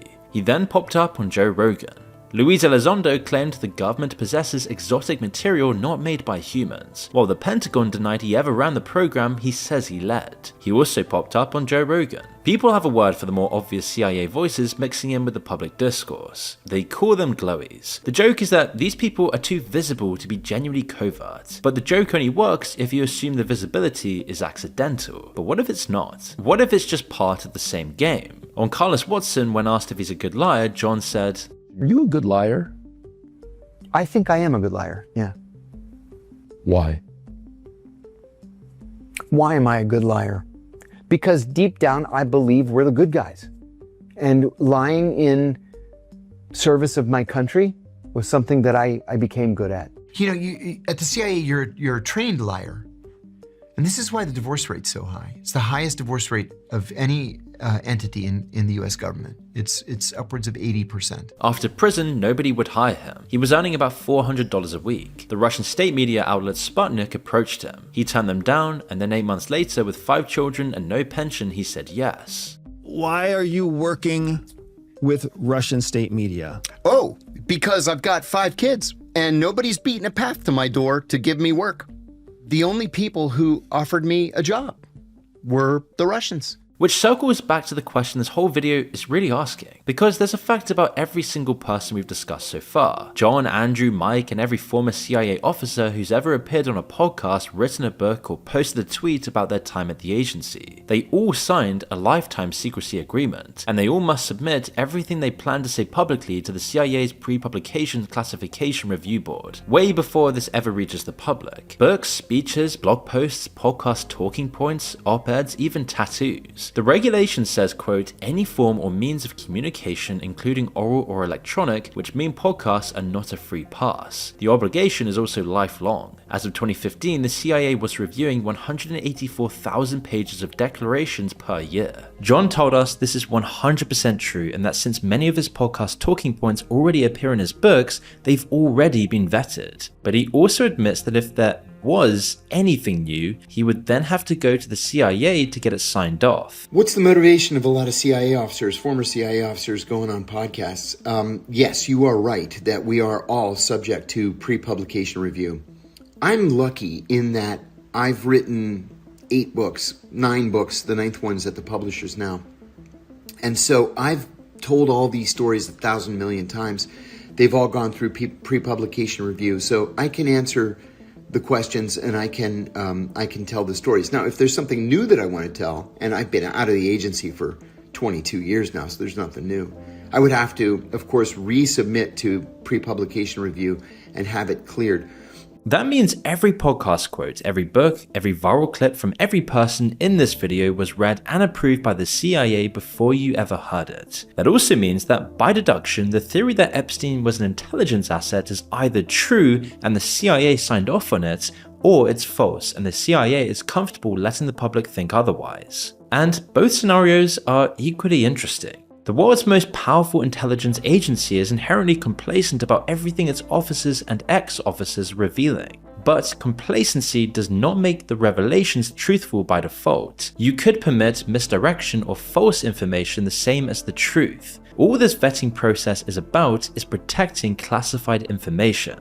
That means every podcast quote, every book, every viral clip from every person in this video was read and approved by the CIA before you ever heard it. So at the top, you've got the official PR layer. The CIA launched its own podcast, The Langley Files, in 2022. Director Burns said the purpose was to, quote, demystify a little bit of what we do. Below that, you've got friendly formers. Mike Baker, Andrew, who normalize CIA activity, run limited hangouts, make intelligence work sound like a fascinating career rather than an instrument of state power that has overthrown governments, tortured prisoners, and surveilled its own citizens. Then you've got others who might be entirely sincere but create confusion and provide cover. And then there are those in a more genuine liminal space who bring viral moments and charisma to some of the darkest, most awful crimes humans might be involved in and make them sound kind of expected. It's all very validating. A man with a classified career confirms what you've been called a conspiracy theorist for believing, and it just feels like winning. It creates a strange sense of trust that the public is being listened to. Maybe the normalization is the operation. When millions of people watch a man describe a Tuesday morning kill list with the same energy as an anecdote about your weekend, it has a profound impact. The CIA spent decades terrified of public scrutiny. Now it has an ecosystem where former officers get millions of views describing exactly how the machine works, and the audience responds not with outrage but with a like button. You can't say exactly what it is, but it isn't transparency. There's an old intelligence principle: the best way to hide a secret is to surround it with so much noise that no one can pick it out. Every empire in history controlled its narrative. Most of them did it by restricting information. This one might be the first to do it by flooding the zone with so much of it that nobody can tell what matters anymore, and every single word was pre-approved from the outset. At this point, you are still a consumer of the intelligence product, but there is one medium that asks you to engage and interact with it more than any other. It knows where you live, what your street looks like, who your friends are, and what you said to them, and it has a devastating endgame. Some of the games you grew up playing were not the safe private spaces you thought they were. Some of the people who paid for them were not the people named in the credits. Some of them weren't really games at all. They were something else entirely dressed up in a game's clothing. This is really what has changed. We have built a panopticon, but what sits at the top of it is a computer. That computer witnesses everything we do. Billions of dollars are spent spying on Americans, whether it's NSA or CIA or FBI. Imagine the data you've shared and all the hours you've spent gaming. Then scale that up to 3 billion people from every country on the planet, across the US, UK, all of Europe, China, Russia, Iran. And all this information that used to be ephemeral, right? Where were you when you were 8 years old, you know? Where'd you go after you had a bad breakup? You know, who'd you spend the night with? Who'd you call after? All this information used to be ephemeral, meaning it disappeared, right? Like the morning dew, it would be gone.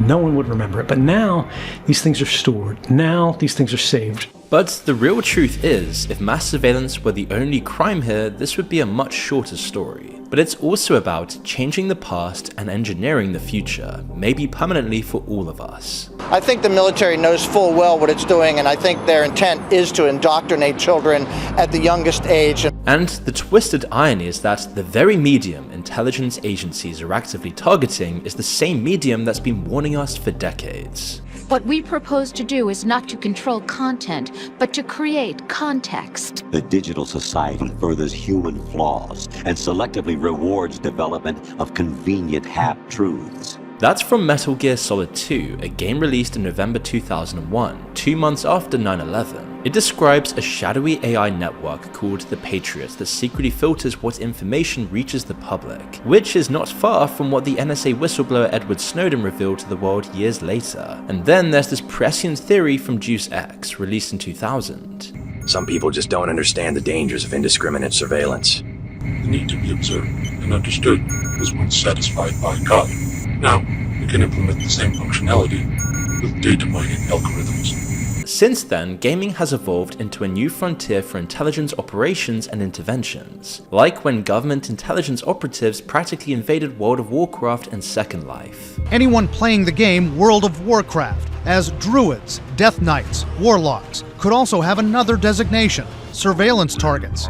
According to newly disclosed classified documents, the NSA and its British counterpart have been infiltrating World of Warcraft, another online game called Second Life, and the Xbox Live console. There was actually one fictitious scenario presented at a conference in which players in the game were talking about casting a fire spell, but really they were talking about setting off a bomb outside the White House. Eventually, there were so many government agents in World of Warcraft from so many different agencies that they kept bumping into each other. The NSA had to set up a dedicated unit whose only job was to stop spies from one US agency from surveilling spies from another US agency inside a fantasy game. The official justification for this was counter-terrorism, and there was some truth in that. The Islamic State once revealed custom modifications of Grand Theft Auto 5 built to recruit fighters and let players reenact real terror attacks. They also built playable replicas of terrorist attacks inside Minecraft, used as recruitment material aimed at children. And by the 2020s, the FBI was issuing formal public warnings about groups using Roblox to radicalize, groom, and in some cases coerce kids into harmful acts on camera. There's a lot of different approaches they take, but always employing some kind of deception, some kind of threat, or promises of money or gifts to get that young person to open up and talk to them.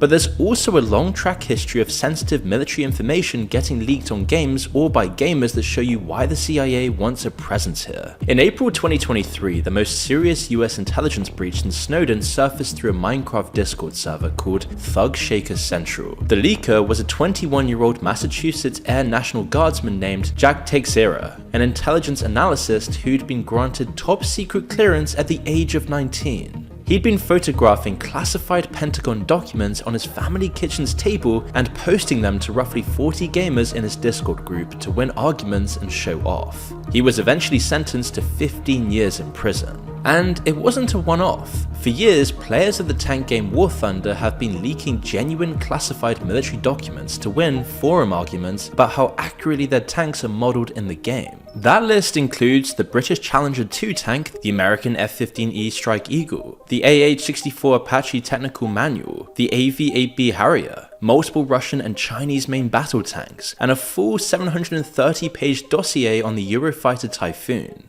In July 2021, a player was arguing about the British Challenger 2 main battle tank. To settle the disagreement, they posted basically the tank's operating manual, an action that quickly got the UK Ministry of Defence involved. Then 3 months later, a French player claiming to be a crew member in a Leclerc Série 2 tank, in service since 1992, again got into an argument about the capabilities of their tank, my tank, bigger than your tank, and again posted part of the tank's operation manual. Come on, guys! But what the intelligence community really wants from gaming isn't just what you did inside of it. It's what you believe when you come out. And they might just change the course of someone's life in the time between. And nowhere is this more pervasive than in the biggest video game franchise of all time. That franchise is Call of Duty. Call of Duty is the biggest video game franchise in history. It's bigger even than the Marvel Cinematic Universe. And for over 20 years, the US military has helped dictate its content. Since 2005, almost every mainline Call of Duty has employed a Pentagon military advisor. The most prolific is Hank Kiersey, a retired lieutenant colonel who served in the 82nd Airborne and taught at West Point. He stated his assistance was mostly for the purposes of gameplay and realism. So I'm able to give the last little bit of fidelity on making sure the game is as close as possible to what you would hear, feel, sound like as a real soldier in a game. When Modern Warfare came out, about 6 hours in, the player reaches a mission set on a road the game calls Tariq Amwat. In English, that means the Highway of Death. It involves a convoy of civilians trying to flee, bombed from the air, and hundreds are dead. In the game, the narrator says it was the Russians. Try to escape to the mountains. There is only one road, Tariq Amwat, the Highway of Death. The Russians bombed it during the invasion, killing the people trying to escape. The Highway of Death is a real place. It's a real road in Kuwait leading north towards the Iraqi border, and a real massacre did happen there. But it wasn't in the last few years, and it wasn't the Russians. On the night of February 26, 1991, US-led coalition forces bombed a retreating column of Iraqi soldiers and civilians, trying to escape at the end of the Gulf War. Aircraft disabled the vehicles at the front and rear to trap everyone in between, then spent hours bombing what was left. Seymour Hersh later documented a US tank platoon opening fire on 350 surrendered unarmed Iraqi soldiers. The road earned its name because of what the coalition did to it under George H.W. Bush, and it's all publicly documented. The 2019 Modern Warfare reboot took that event, renamed the attackers, and handed it to the world as an example of what Russia was doing in the present day. This is exactly what the Colonel in Metal Gear Solid 2 described. Not just the control of content, but the control of context. And the loop goes both ways, with COD actively galvanizing interest in US Army recruitment and supporting training. He also told me it's a great training product. I've had him link the Xboxes together, and the sergeant will actually train his teams with the Modern Warfare game. Call of Duty Rabbit Hole gets a whole lot stranger though. By 2014, the franchise had released Black Ops and Black Ops 2, and the man who directed both of them was called Dave Antony. In September 2014, he left Activision and joined the Atlantic Council, one of Washington's most influential foreign policy institutions, funded by Lockheed Martin, NATO, and the US State Department. Specifically, he joined the Art of Future War project, hired to imagine new forms of terrorist attacks. For his first conference appearance, Antony presented a scenario arguing how easy it would be for terrorists to carry out a lone wolf attack on a hotel in Las Vegas. One of my great fears, which I'm going to use as an example of this, is what would happen if this attack took place on our mainland, and I'm going to use Las Vegas as an example. It could be that you have 100 of these guys who may be on our soil right now, who may even be US citizens, who could legally walk into whatever gun store they choose, buy some assault rifles and start attacking soft targets. And that the instability that this would cause to our country would be incredible and immense. 3 years later, on October 1st, 2017, very eerily 3 years to the exact date of that talk getting posted online, a man named Stephen Paddock checked in to the 32nd floor of the Mandalay Bay Hotel in Las Vegas and opened fire on a country music festival below. 60 people were killed and 800 wounded, and it remains one of the deadliest and most mysterious mass shootings by a single perpetrator in American history. Incidentally, in that same talk, Antony explicitly names Edward Snowden as a villain. Edward Snowden looks like the sort of head of the chess club.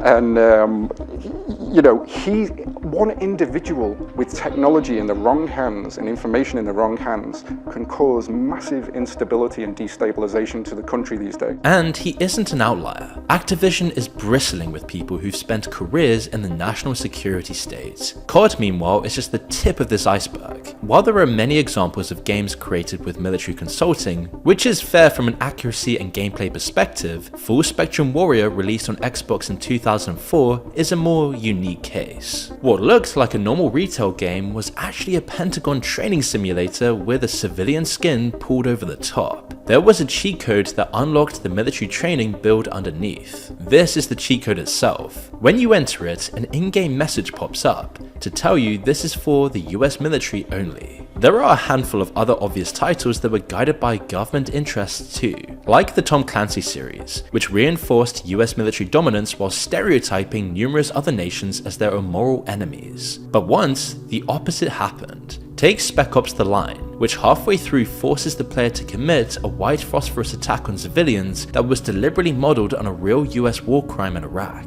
Clearly, this did not have Pentagon support, and then it suspiciously bombed. The lead writer later said no major publisher would ever fund anything like it again. So when you stop and think about that, games have drifted a long way from their origins as a form of social critique or even political dissent. In the late 90s and 2000s, games like Deus Ex, Metal Gear Solid, Bioshock, and Command & Conquer Red Alert stood toe-to-toe with the best films of their era. They warned us about surveillance states, military-industrial corruption, the dangers of unchecked AI, and the moral cost of war. They didn't just entertain you, they argued with you, and critically, they challenged your worldview. Snowden has said that he played Metal Gear Solid as a teenager, and that this affected how he came to think about how governments would spy on their populations. Even Call of Duty was once more willing to push into uncomfortable territory. In Modern Warfare 2 back in 2009, the player goes undercover with a Russian ultra-nationalist terror cell that then massacres civilians at a Moscow airport. At the end of the mission, the cell's leader kills the undercover American operative and then leaves his body behind, making it look like the US carried out the attack. The attack is a false flag designed to frame the United States and trigger a war with Russia. The mission was infamously called No Russian. But you've got to notice the boundary it never crosses. The US isn't behind the attack.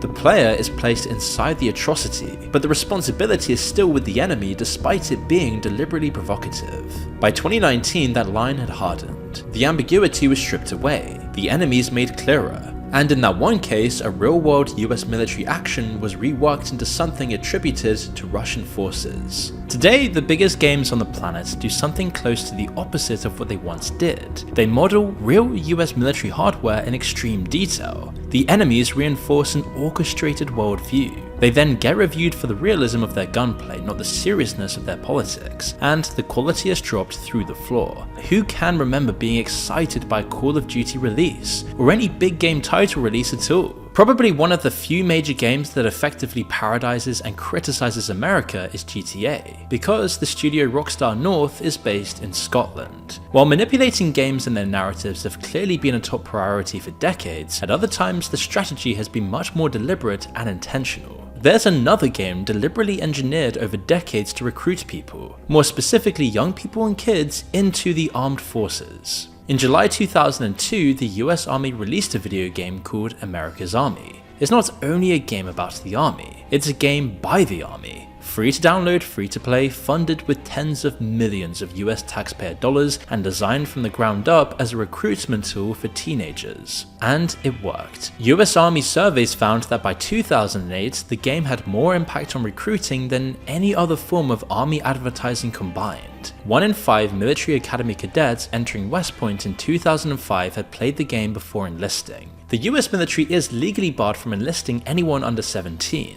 America's Army was built to start the marketing conversation much earlier, which they themselves admitted. The guy who designed that game was called Casey Wadniski, who allegedly wrote the following: America's Army was explicitly designed to target 12 and 13-year-old boys who had yet to decide what to do with their lives. It then shut down in 2022 after 20 years, but by then, the recruitment strategy had already moved with the times and ventured onto social media. In late 2018, the US Army then entered Generation Z by opening up an official Twitch channel. The Navy and the Air Force followed. Recruiters, soldiers in uniform paid by the taxpayer started spending their working days playing Call of Duty and Fortnite on livestream, all just happily chatting with the audience, and the audience was mostly children. To pull kids in, the channel ran what looked like giveaways for free stuff, except the link didn't go to a contest, it went to a military recruitment form, and there were no winners. A giveaway link, which then redirected without any further details of the contest, which was supposedly for an Xbox Series 2 Elite controller. Once they redirected to the giveaway page, though, it was a sign-up for the recruitment form and to be directed by a recruitment officer, without any further details of the past winners of the contest. Gamers started doing speedrun competitions to see who could get banned by the US Army the fastest. Twitch eventually went to war with the US Army, ordering them to stop running the fake giveaways because they violated gambling laws. But it still happens on a smaller scale today. Up until now, the agency's influence in gaming has mostly been about guns and war, but it actually hides in some really unsuspecting places, including in benign games that don't even look American. In July 2016, a mobile game launched that got 1 billion people to walk outside, point their phone cameras at their own streets, and then send the footage back to a server. If you didn't play it yourself, you know people who did, and that game was Pokemon Go. It was developed by Niantic, a company founded by a former US State Department official. So if you thought this game was a Japanese export, you were wrong. Before Niantic, that official had run a satellite mapping startup called Keyhole. And in February 2003, Keyhole received early-stage funding from In-Q-Tel, the venture capital arm of the CIA. The Q is a reference to Q from James Bond. Within weeks of the CIA's investment, Keyhole's mapping software was used by the Pentagon to brief US military commanders on bombing targets in Iraq. Google eventually acquired the company in 2004 for $35 million and renamed the software Google Earth. Pokemon Go launched with more daily users than Twitter within a week.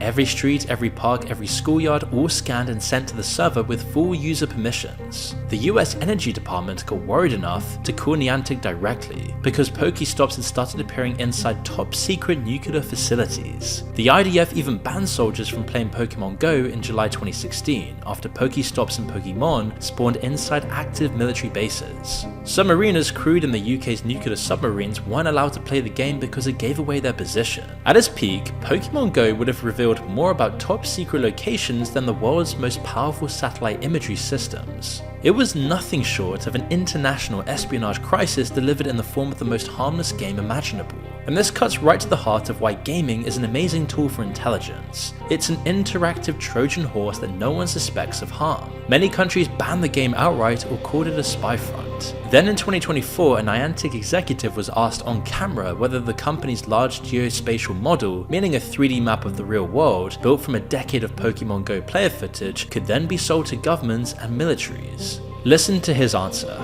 Could you see militaries, governments seeking to use LGMs and purchase them from you?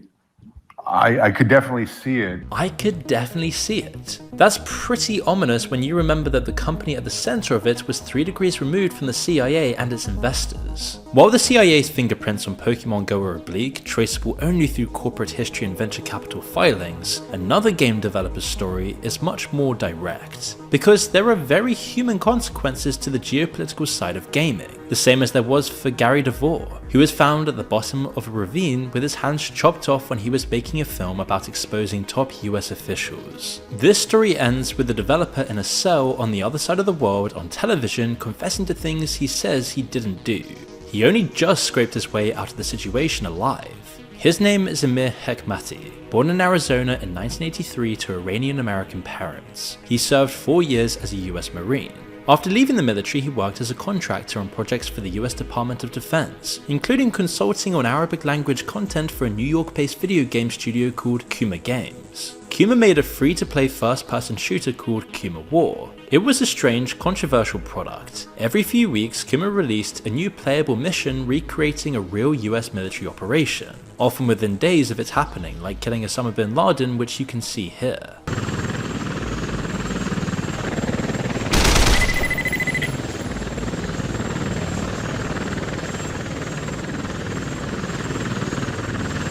Kuma weirdly held a Pentagon contract to develop training and strategic communication materials for the US Department of Defense. In August 2011, Hekmati flew to Tehran to visit his grandmothers. He had never been to Iran before. 2 weeks into the trip, while visiting his aunt, he was arrested by Iranian intelligence officers. He said he was interrogated for up to 20 hours a day, and according to his testimony, beaten with batons, tasered repeatedly, administered drugs without his consent, and told his family would be killed if he didn't cooperate. So I tried my best to, keep my head up and withstand all the pressures that were put upon me, some of which were very inhumane and unjust. And then in December 2011, Iranian state television broadcast a videotaped confession and sentenced him to death for espionage. The sentence was overturned on appeal, and he was finally released in January 2016 as a part of the prisoner swap. The details surrounding the whole situation remain mysterious today. I was at a point where I had just sort of accepted the fact that I was going to be spending 10 years in prison. So this was a surprise, and I just feel extremely blessed to see my government do so much for me and the other Americans. At some point, you've got to ask where all of this is heading, because gaming's link to intelligence operations is now in the process of coming full circle. Games offer a unique field of intervention, as we both interact with them and consume them. They also directly and indirectly train people in the art of modern warfare. And the indirect part is almost more nefarious. Joe Rogan and Theo Von discussed how movies helped engage soldiers' instincts to shoot to kill. So in World War I, people were shooting, but they weren't shooting at the actual enemy. And so then they realized, well, we've got to do something about that. And so after that, they started creating all these really patriotic war movies where the guys are heroes. So then the next group of people that go to war are all going to be indoctrinated with these films. Right. And these Arguably, however, games did much more work here. The military started using game-type software and Xbox controllers for drone strikes in the mid-2000s, and it was a deliberate, planned move. The Pentagon even openly explained why they made that choice. A leading defense researcher, P.W. Singer, put it plainly in 2009 in his book Wired for War. Quote, "You have a generation coming in that's already been trained in their use, so they learn very quickly." A UN special investigator, Philip Alston, looked at the setup and described it at a risk of, quote, "developing a PlayStation mentality to killing." And just look at how it's progressed. Militaries around the world are actively developing systems that automatically generate targets from surveillance data. Every person inside a given population gets a score. The software can pick who lives and who dies. A human might spend a few seconds reviewing the recommendation before it's approved, but that loop is getting closed all the time.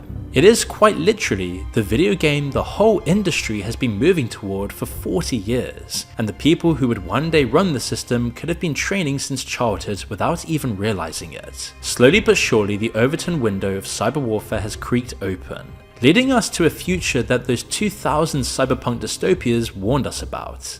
We are trying to create a system that observes everyone and judges everyone in a way that we already know is not fair. It is not used properly, it is not used appropriately, it is not used effectively, and I believe does more harm than good.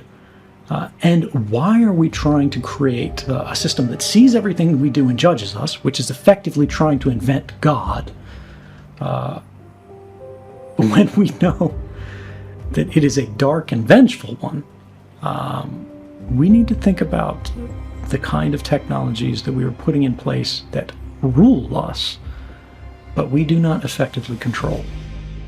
You can't awaken someone who's pretending to be asleep. That's the line Snowden closed his last long interview on. He took it from a friend who told him it was an old Native American saying. It means you can shout as loudly as you want at someone, but if they've decided not to hear you, you'll never get through to them. The story the public got about mass surveillance was absorbed, repackaged, and moved on from. The strategy behind it didn't shrink, it evolved exponentially. It implemented cutting-edge cameras, it wrote smarter software, it created friendlier interfaces, it entered every corner of our lives. The television, the console next to it, the monitor, the laptop, the controller in your hand, the headset on your head, the friends in the chat, the map of your house, the face on the camera, the voice on the mic. They built the world you play in. And so while you were playing it, they were learning everything about you. They turned one of the last bastions of hope and freedom into yet another field of intervention. And in the end, after all of it is said and done, the most dangerous game ever made probably wasn't the one you played, it was the one playing you. You might have asked how some of those crazy stories were exposed or revealed. It is true that the CIA has declassified some insane stuff over the years, from MKUltra to genuine cults occupied by the agency. But the fates of those who are ahead of the curve tell us a lot about the control they have over the flow of information and what reaches you. If the CIA isn't ready to release and confirm something, the case will stay closed. And you can see that by the fates of those who risk their lives to expose the truth, usually resulting in a knock at the door or worse. From Alex Jones and Bill Cooper to Edward Snowden, Terry Davies and Bob Marley, society's so-called conspiracy theorists have turned out to be right time and time again. Some of their stories became vindicated when the fool's story broke. He was the guy who told me about Epstein's Island more than a decade ago, and I thought it was the craziest thing I'd ever heard. But most never saw the light of day, because the search for truth has a habit of pushing people to the very edge like this. Hello?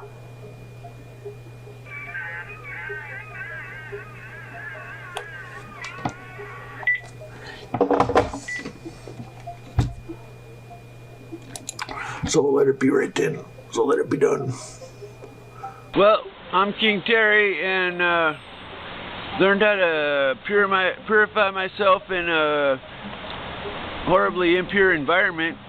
It's pretty rough living homeless and That's Terry Davis, a diagnosed schizophrenic and brilliant computer programmer who built an entire operating system by himself in a programming language he invented. And he said God told him to build a temple, so he called the operating system Temple OS. In his last years, he was mostly homeless, drifting across the American West, uploading chaotic videos from motel rooms and parking lots. Terry had spent years claiming that CIA agents were monitoring his computer and that they were everywhere online. He said they glow in the dark, a phrase that became the go-to slang for identifying federal agents in public spaces. The CIA glow in the dark. You can see them if you're driving. You just run them over. Then, he was hit by a train in Oregon in 2018 at the age of 48, but his followers didn't accept that it was an accident, and now he's become synonymous with the conspiracy theorist that no one listened to. Because paranoia is a very effective tool for discrediting someone. If you're truthfully unwell, everyone eventually stops listening to you. But if you're not, it's a brilliant way to engineer that same outcome. Ernest Hemingway, one of the most celebrated writers in history, was played by this exact strategy. In his final years, he was telling his wife, friends, and doctors that the FBI was watching his every move. Of course, nobody believed him, and his own wife thought he'd lost his mind. He went through multiple rounds of electroshock therapy, which destroyed his memory and, by his own account, his ability to even write.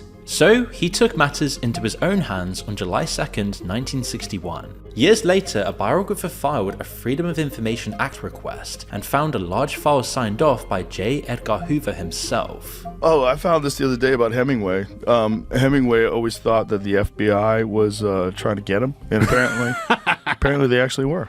Really? Yeah, they actually were. The FBI investigated Ernest Hemingway for decades, with surveillance beginning in the 1940s due to concerns about his activities in Cuba and his associations with individuals suspected of communist ties. While initially dismissed as paranoia, it was later revealed that Hemingway's fears were grounded in reality, and the FBI did monitor him, even tapping his phones and intercepting his mail. This surveillance continued throughout his later years, including his time in the hospital, and may have contributed to his mental anguish and suicide. So why did they do it? Well, first, he was spending a lot of time in communist Cuba. Second, look at his two most famous books, For Whom the Bell Tolls romanticized an American fighting alongside communists in Spain, while A Farewell to Arms is packed full of anti-war messaging. Massive influence combined with a message like this is not a good combo in the eyes of certain government agencies. Either way, the FBI had been watching him, but everyone around him said he was just paranoid. Few know this feeling better than the most famous conspiracy theorist alive today.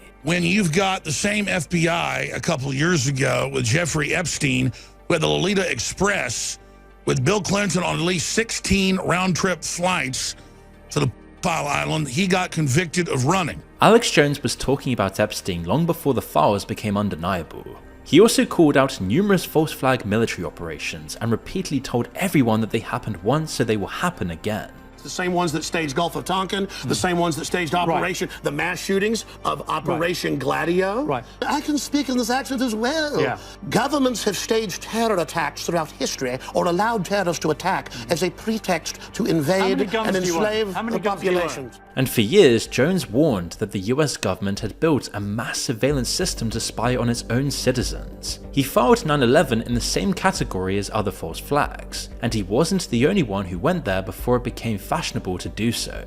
This is Bill Cooper, a former naval intelligence officer who spent the end of his days on a hilltop in rural Arizona, broadcasting his rambling theories via a shortwave radio to anyone who tuned in. He was the author of the conspiracy manifesto Behold a Pale Horse. His ideas were the forerunners of some of the biggest conspiracy theories around today, like alien mythology, the Illuminati, and the mysteries surrounding JFK. Cooper was warning his followers that a major terrorist attack was coming on American soil, and that the government would use a man called Osama bin Laden as the scapegoat. He had watched the now infamous CNN interview with bin Laden in his hideout and couldn't believe what he was seeing. And you've got to pause on this particular point because it is utterly bizarre, and a lot of people have just completely forgotten about it. In 1997, CNN journalist Peter Arnett went to Afghanistan and interviewed Osama bin Laden on camera. Bin Laden then used the interview to basically declare war on America on television and broadcast this to the world. You have declared a jihad against the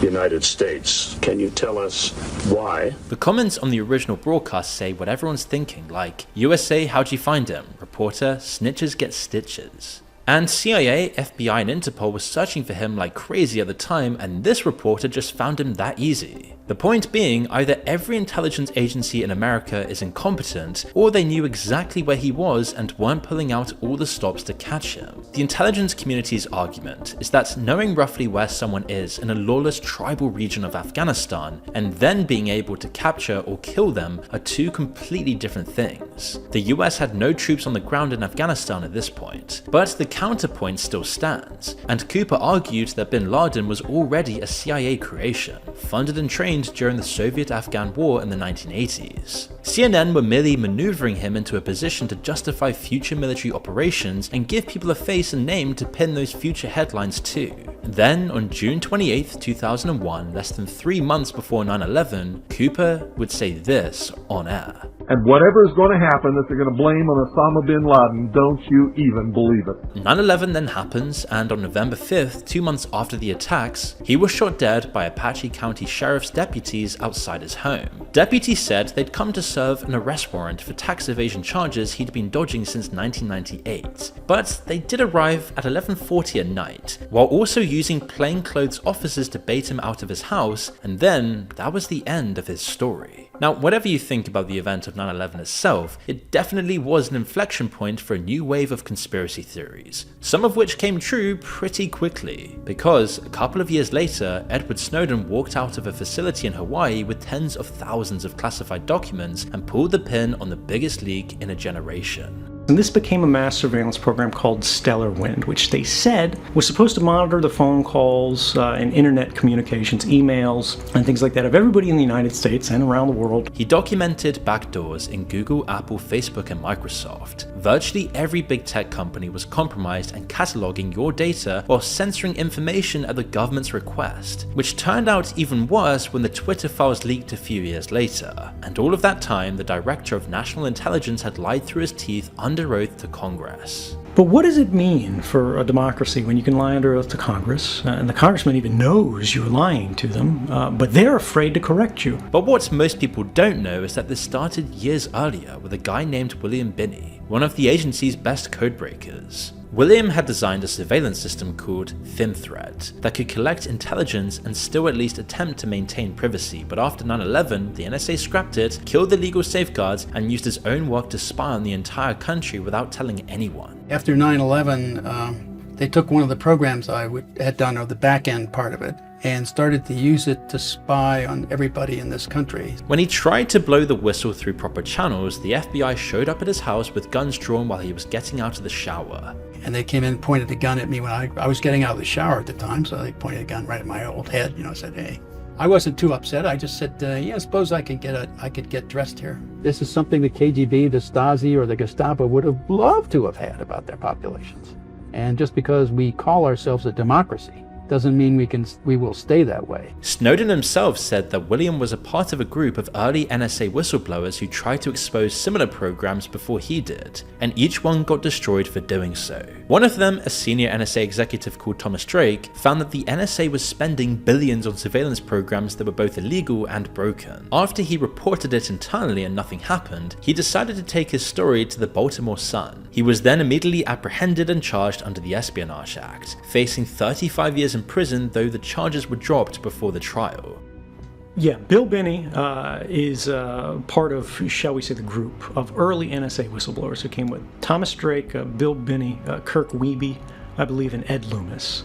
And these guys all got their doors kicked in, they got harassed. But it's not just serious intelligence guys and journalists who get caught up in these kinds of controversies. Bob Marley's music tells you a lot about what he thought of power and the government. His entire worldview was built on the idea that the systems running the world were corrupt, exploitative, and fundamentally designed to keep ordinary people down. You could even say he inspired an entire generation of conspiracy theorists. Listen to Alex Jones talk about him on InfoWars. I was listening to Bob Marley again the other day. I was on a Bob Marley jag, and I'm like, this guy was Alex Jones before I was born. It's a powerful song. He goes in to talk about the technocracy and the scientific elite wanting to kill humanity and destroy our children. Every song's poetry. We're the survivors. You've probably heard of the Rastafarian word Babylon. In Rastafari, Babylon envelops the police, the government, the colonial system, basically the entire Western power system that keeps ordinary people at the bottom. Bob was preaching to millions that this system was their enemy. Then, just as his career was reaching its peak, this happened.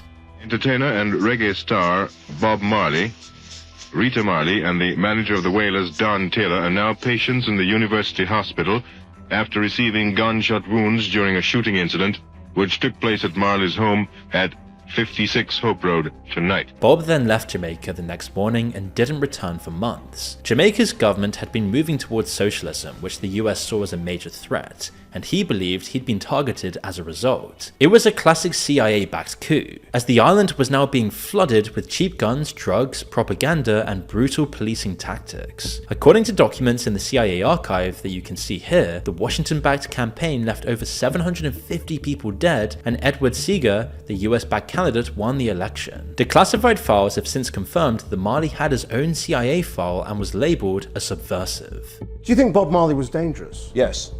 He was very dangerous on all sorts of levels. He was dangerous in a very basic way. The idea in 1976 that you would get poor Jamaicans to start thinking for themselves in itself was dangerous.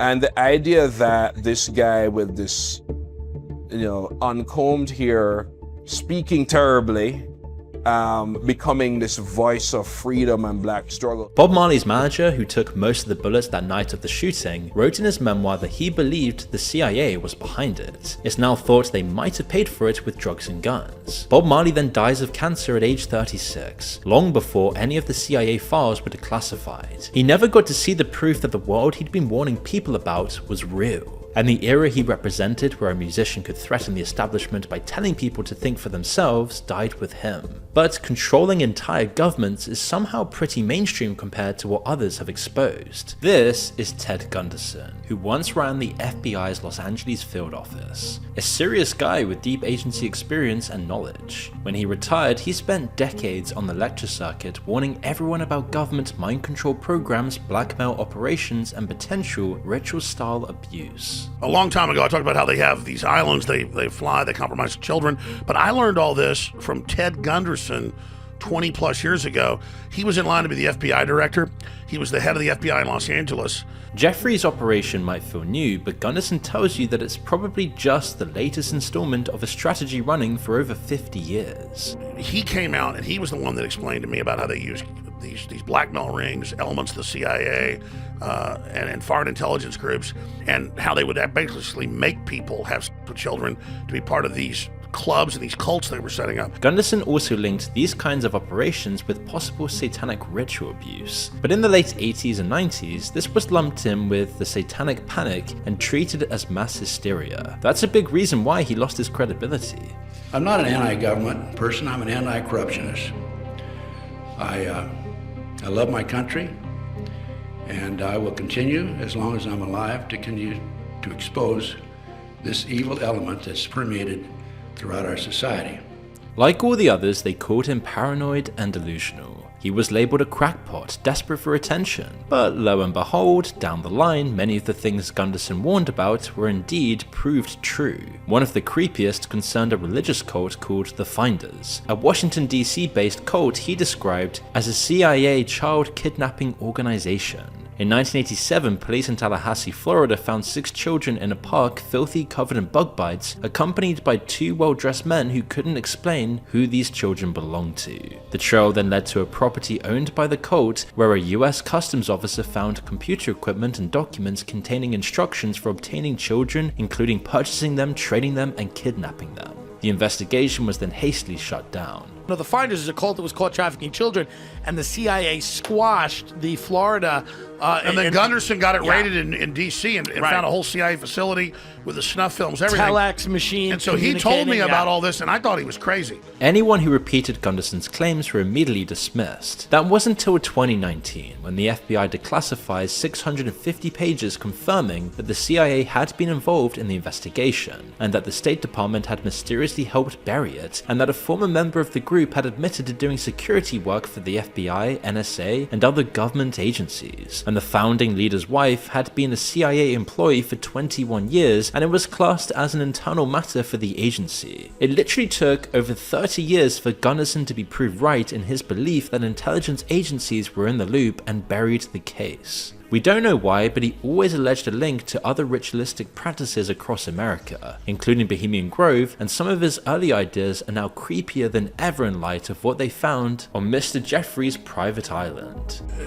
These sell for like $100,000, private collections.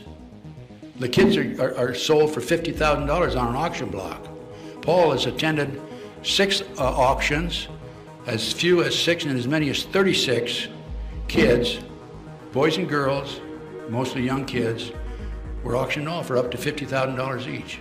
It's big business. While no agency linked to the extent alleged by Gunderson or Alex Jones has been formally established, nobody was convicted of a crime in relation to what the police found that day. Ted also often talked about MKUltra, which was declassified in his era, but he always claimed it was wildly misunderstood in how far it went. The goal was to hijack the brain, altering or erasing memories or creating assassins you'd kill on command with no memory of being programmed. It started with CIA employees, but that quickly backfired, so they had to start testing on the public instead. And to do that, they came up with something called Operation Midnight Climax. So they went to San Francisco, they rented a safe house, and they hired prostitutes to go out on the street, pick up Johns, bring them back to the safe house, dose the Johns with LSD, and just see what happens. While these guys were losing their minds, CIA operatives sat behind one-way mirrors watching the whole thing while sipping a whiskey and smoking a cigarette. Where this went off the rails, in a handful of ways, in many ways, was testing on unwitting subjects, things such as LSD and a variety of other substances. Yeah, whoops. This was back when people were naive about drugs, so just imagine for a second that you begin to hallucinate wildly and you have absolutely no explanation for what's happening to you. One of the main guys caught up in MKUltra was an army biochemist called Frank Olson. He was working on classified research when they slipped LSD into his drink at a work retreat without telling him. 9 days later, he throws himself through the window of a hotel room in New York. The CIA told his family he'd had a breakdown, but his son Eric believed his father had witnessed something he wasn't supposed to see, possibly the use of bioweapons on prisoners. Eric had his father's body dug up, and the autopsy found blunt force trauma to the skull. The Manhattan DA reclassified the death from to homicide. That story was then later made into the Netflix show Wormwood. I was told that your father has had an accident. When Congress finally started asking questions in 1973, the CIA director ordered that the MKUltra files should be destroyed. In 1973, the CIA director ordered mass destruction of the MKUltra files.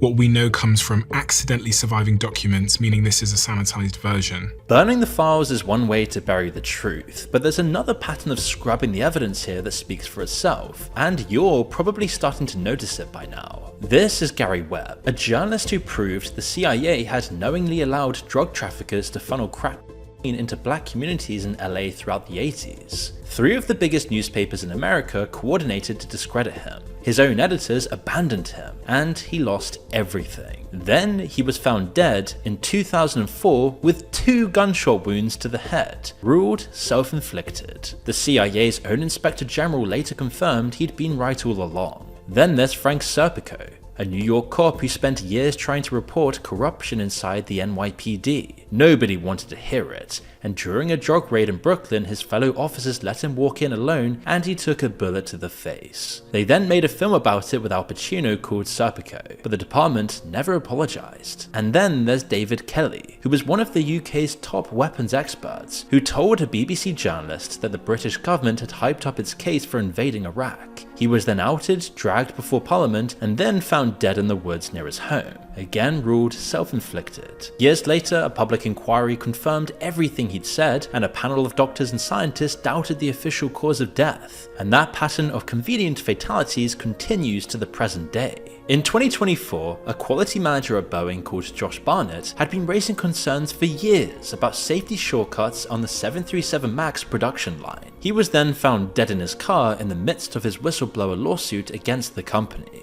And again, it was of course ruled self-inflicted. But there is one story buried in all of this that probably affects you right now, and not in a historical or political sense. If you're one of 98% of Americans, there's a cancer-causing chemical coursing through your veins and arteries right now. And the guy who warned us about it was yet again dismissed as a delusional conspiracy theorist. He is Robert Billett, a corporate defense lawyer in Cincinnati whose entire career was spent representing chemical companies. So he was about the last person you'd expect to take on one of the most notorious in history. In 1998, a farmer approached him to say his cattle were dying, foaming at the mouth with their teeth turning black and tumors growing out of their sides. He'd filmed this all on a home video camera, and the footage is genuinely horrible, with cows stumbling around and collapsing by a creek that runs downstream from a DuPont landfill. He'd already tried local regulators, state agencies, and every lawyer in the region, but nobody would touch it because in that part of West Virginia, the company he suspected of being behind it, called DuPont, was one that you didn't want to mess with. What Robert found when he started pulling at the thread would consume the next 25 years of his life. He requested internal documents from DuPont that pointed to a chemical called PFOA, also known as C8, which was used in manufacturing Teflon, the non-stick coating on your pans, your waterproof jackets, your microwave popcorn bags, basically everyday products in every household in the country. DuPont had then been dumping this into the local water supply, and their own internal studies showed they knew exactly the damage it was capable of inflicting. They'd found elevated cancer rates in their own factory workers. They tested the blood of pregnant employees and found the chemical in their unborn children. They knew it accumulated in human tissue, and they knew it didn't break down ever. This is Robert speaking out about it himself. We're talking about chemical contamination that goes far beyond, far beyond one farmer's property in West Virginia. We're talking about contamination now that's in drinking water all across this country and now all across the world. Today, the term forever chemicals that you're probably familiar with is basically all because of his work. We are now bringing a new case where we're seeking to represent everyone in the country who now has these chemicals in their blood. But what we now know is PFOA is just one of many of these man-made synthetic chemicals that are getting out in our water, in our blood. As Robert says, it doesn't even stop there because these chemicals have been leached across the US. Just outside of Bangor, Maine is Herman High School. Some 500 kids come here each day to learn, but they can't drink the water. We're alleging that 3M and DuPont created these chemicals, had the science that showed just how dangerous they were, how toxic they were, how they were going to last forever. Seen correlations with thyroid disease, certain kinds of cancer, kidney disease, liver dysfunction. They're called forever chemicals because they stay in your body. They're in the tap water, they're in the rain, they're in the food supply. They've even reached the Arctic and other countries. So this disaster is not only contained to the US. DuPont settled the initial lawsuits for $670 million, and the litigation is still ongoing. The story was eventually made into a Hollywood film, Dark Waters, in 2019, starring Mark Ruffalo as Robert, and a documentary, The Devil We Know, which followed the families in West Virginia whose water had been poisoned. But no one listened until the damage was done, and that's the way it goes time after time after time. They get called crazy, they lose their career, their family, all their life, and then years later, a document surfaces, a court makes a ruling, or a journalist finally gets hold of the file, and the lie is suddenly the truth. Maybe this is you. Maybe you've had a feeling about something that didn't add up and kept it to yourself because you didn't want to sound like one of those people.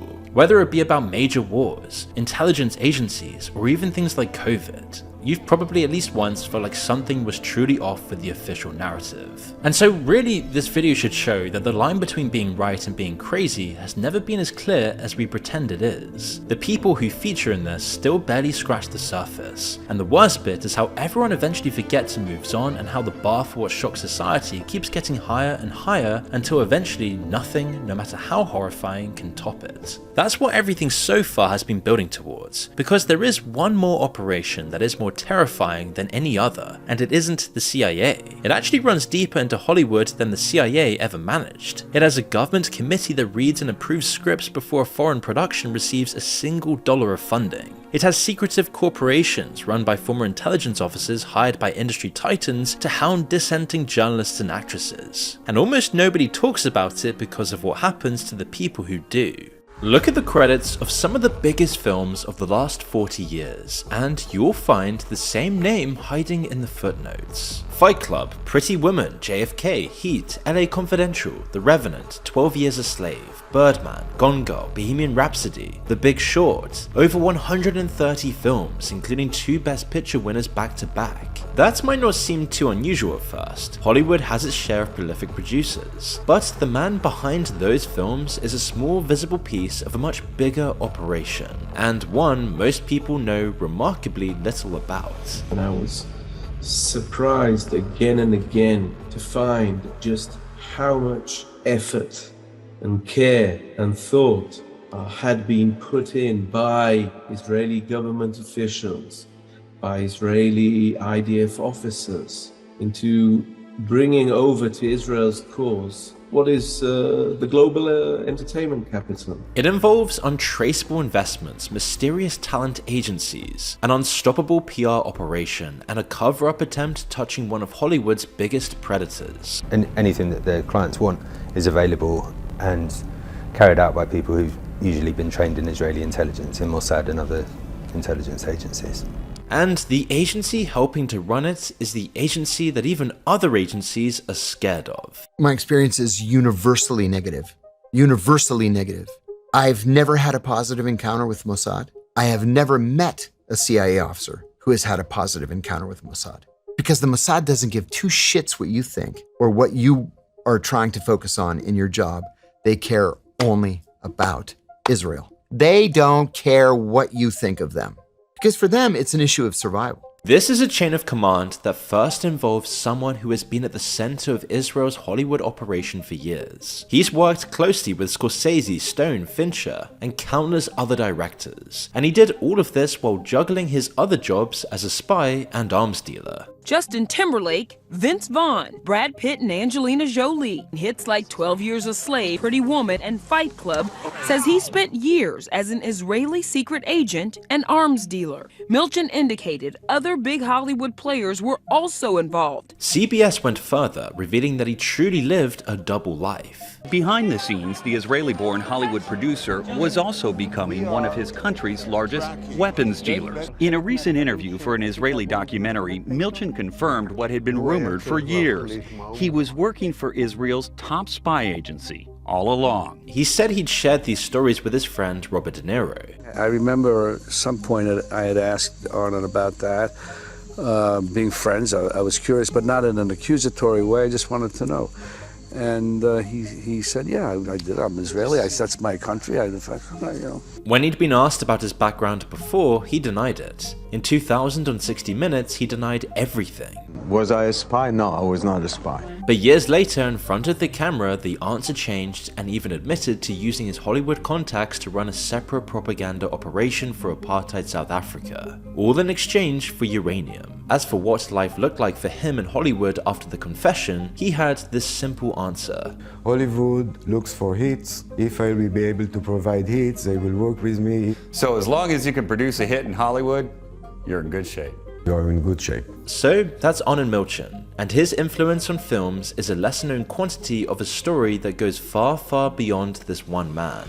When you look through the titles he's attached to, like Fight Club, Natural Born Killers, JFK, and The Revenant, one could speculate that they all seem to convey the corrosive nature of American power. Think about their almost anarchistic subject matter, portraying Americans as hypocritical, violent, fallible, and morally bankrupt. But we really don't know why he was involved and whether there's any correlations between his job titles and his films. Whether he's just doing this for the love of the game, or whether this was a convenient front for his other dealings. What we do know is that the system that produced him has made Hollywood influence into both an art and a science, with a huge documented impact, as revealed in an award-winning book by an Israeli historian called Giora Goodman. The book, Hollywood and Israel: A History, was published in 2022 and won an academic award. He wrote it using sources taken directly from Israel state archives, military archives, and the personal papers of Hollywood figures. With Arnon still fresh in the memory, Goodman wrote this about him.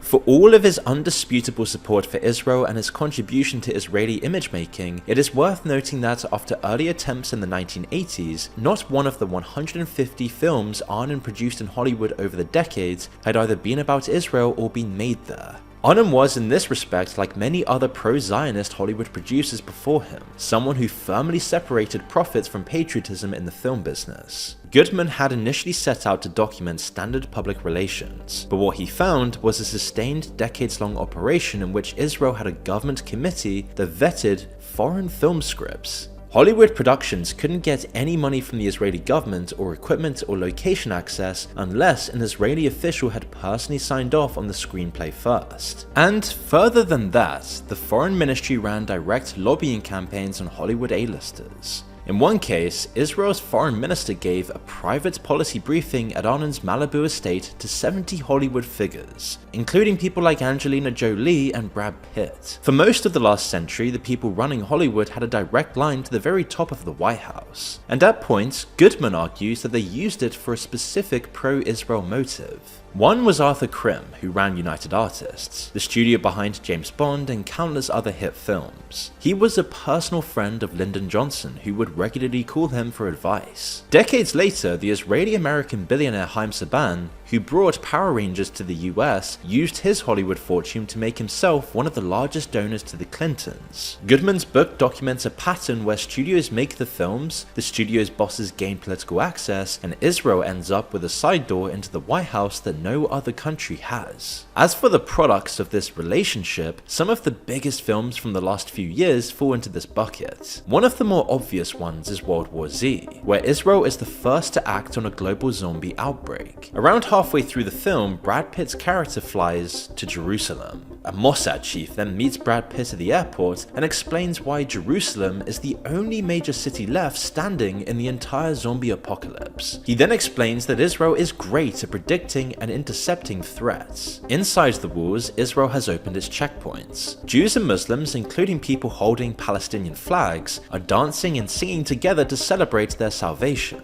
But the zombies eventually form a human ladder to scale the wall and devour the inhabitants. Film critics pointed out how the political message here is that Israel's openness destroys it. The wall is good, but the inclusion is dangerous. The hordes outside are an unstoppable existential threat, and Israel survives only when it walls itself off. The moment it tries to let the outside in, the outside ends up consuming it. Of the more centrist critics, Steven Zaitchik from the Los Angeles Times said, "In the context of the Israeli-Palestinian conflict, a wall is a heavily fraught symbol, but here it turns into an instrument of peace." Jeffrey Goldberg from Bloomberg said, "World War Z is the most pro-Israel movie ever made, or at the very least, the most pro-Israel zombie movie ever made." Others said the comparisons are overblown and there's nothing in it, but in either case, the original novel by Max Brooks tells a totally different story. In the book, Israel doesn't survive by walling itself off from the outside world. It survives by giving up the settlements and the occupied territories, while also withdrawing to its old borders and opening them to the uninfected. But crucially, the disaster when it comes isn't caused by hordes of zombies. It's caused by Israel's own ultra-Orthodox rebelling against the withdrawal and then triggering a civil war. The film flipped it, making Mossad heroic rather than compromised. The Times of Israel called it the greatest piece of cinematic propaganda for Israel since Otto Preminger's Exodus. And Max Brooks himself said that the film is World War Z in name only. Brad Pitt produced the film through his own company, partly funded by David Ellison,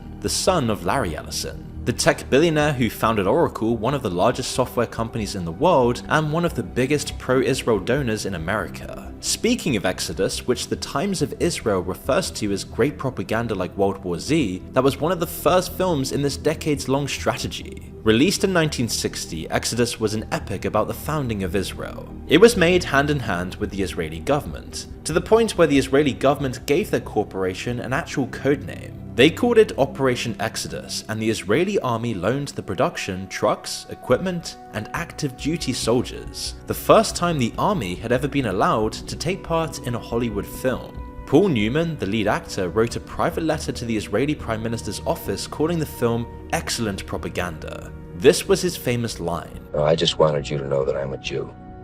This is my country."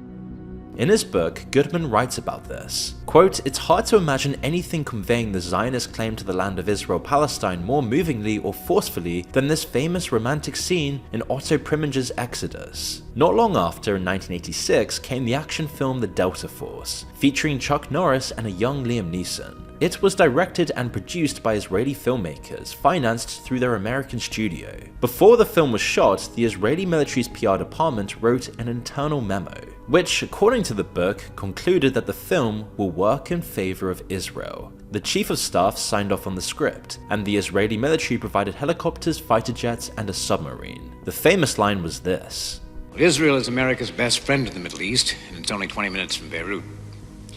You're going to get anything and everything you want to do it right."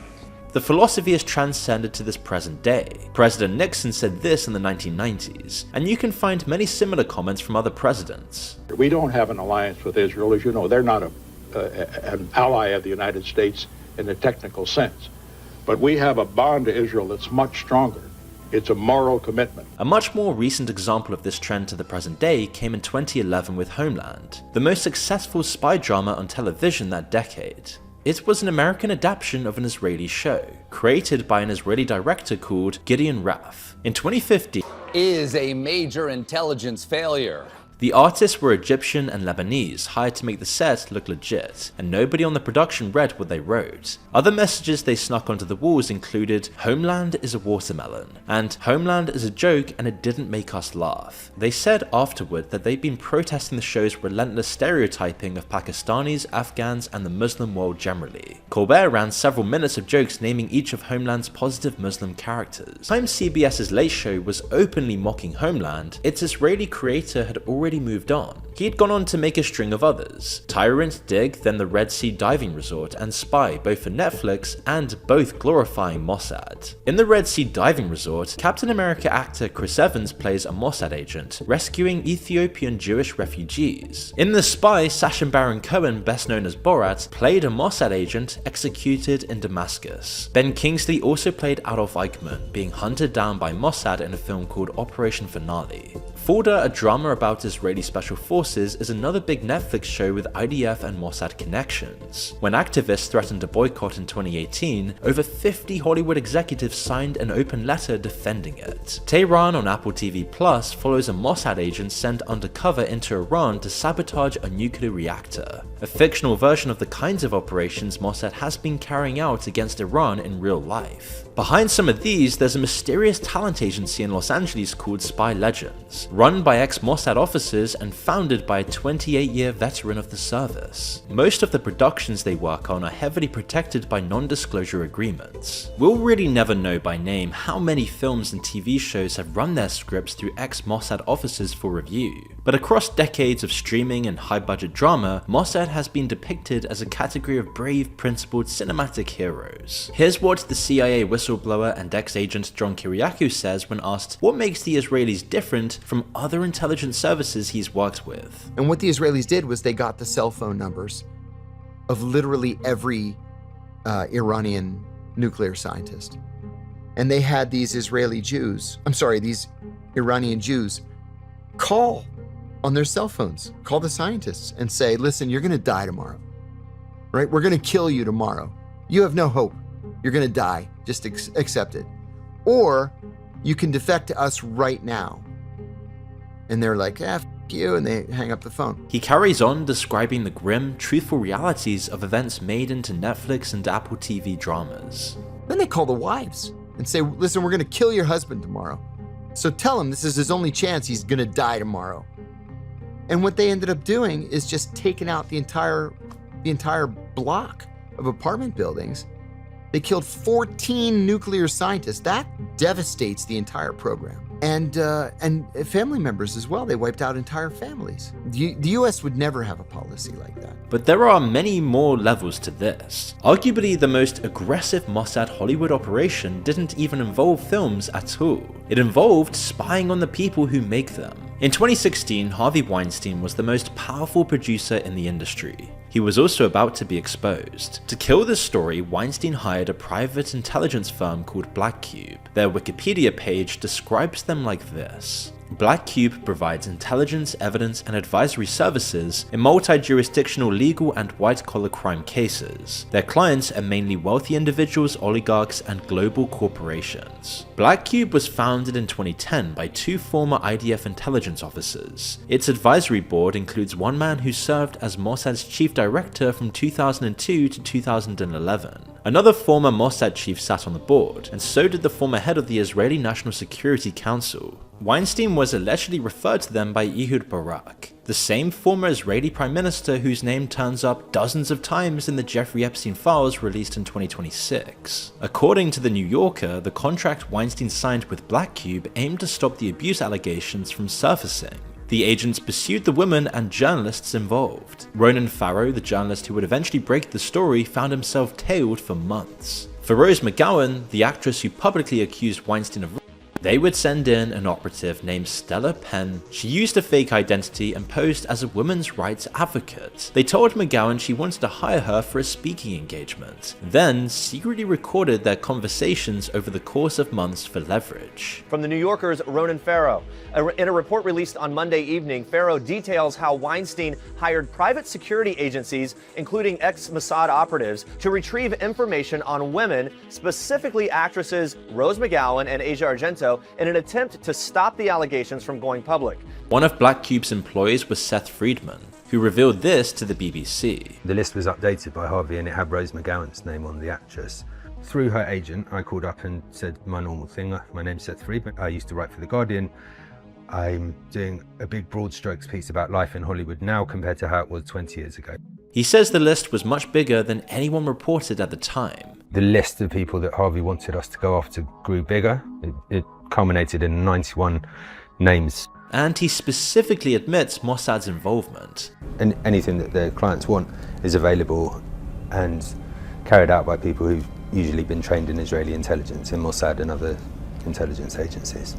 There is an impermeable wall surrounding some of these stories and their implications, with similar subjugation tactics having been used for decades. In the 1970s, Vanessa Redgrave won an Oscar for Best Supporting Actress for Julia, a war drama where she played a real-life anti-Nazi resistance fighter. Earlier that day, members of a militant Zionist group had been outside the venue burning her likeness in effigy. This was her acceptance speech, met by hisses from the crowd. And you have refused to be intimidated by the threats of a small bunch of Zionist hoodlums whose behavior is an insult to the stature of Jews all over the world and to their great and heroic record of struggle against fascism and oppression. Her other film was so controversial because it gave Yasser Arafat, the leader of the Palestinian movement at the time, airtime to explain his side of the conflict. For that, an Oscar-winning actress was being threatened outside an awards ceremony. At the after-party, she then sat alone with 2 bodyguards and didn't get cast in another major American studio film for nearly a decade. Then, decades later, she was asked whether it was worth what it cost her, and this was her answer. You have lost a few roles, I understand. I've had several theatrical engagements canceled. Found yourself in financial straits even, because of your politics, because of your activism. Was it worth it? I think that it's always worth to stand by some basic principles. So if I've lost some roles because some distributor didn't like my politics, that's par for the course, as they used to say. That was the cost for standing between Hollywood and this powerful lobby, and it's the same today. Mark Ruffalo openly commented on the Israel-Gaza war, joining a huge open letter pledging to boycott Israeli films. Within 2 weeks, he was apologizing on Twitter, calling his own previous comments inflammatory and saying they were being used to justify anti-Semitism. In 2014, the Spanish actors Penelope Cruz and Javier Bardem signed an open letter calling Israel's Gaza operation a genocide. So top Hollywood producers privately said they'd never hire either of them again. So within days, they had to reverse their positions. Susan Sarandon was dropped by her agency in 2023 after making comments at a pro-Palestinian rally. Melissa Barrera was fired from Scream 7 the same week for an Instagram post about Gaza. The flip side is what happens to the actors who support the government. two of the biggest actors of the streaming era both came out of the Israeli military. Gal Gadot from Wonder Woman, Fast and Furious and Heart of Stone served 2 years in the IDF as a combat fitness instructor before she ever auditioned for anything. She said, quote, "The military gave me good training for Hollywood." She then got her star on the Hollywood Walk of Fame in March 2025, sparking protests like this. As Hollywood residents, we're not going to stand for this. We're going to come, we're going to make no noise, and we're going to let her know, and we're going to let Hollywood know that this is not acceptable. And we're not going to stand for this as Palestinians. Gal Gadot is a racist. Gal Gadot is a Zionist. But there are some very important exceptions. In 2024, a Jewish-American director, Sarah Friedland, won multiple awards at the Venice Film Festival to say this. As a Jewish-American artist working in a time-based medium, I must note, I'm accepting this award on the 336th day of Israel's genocide in Gaza and 76th year of occupation.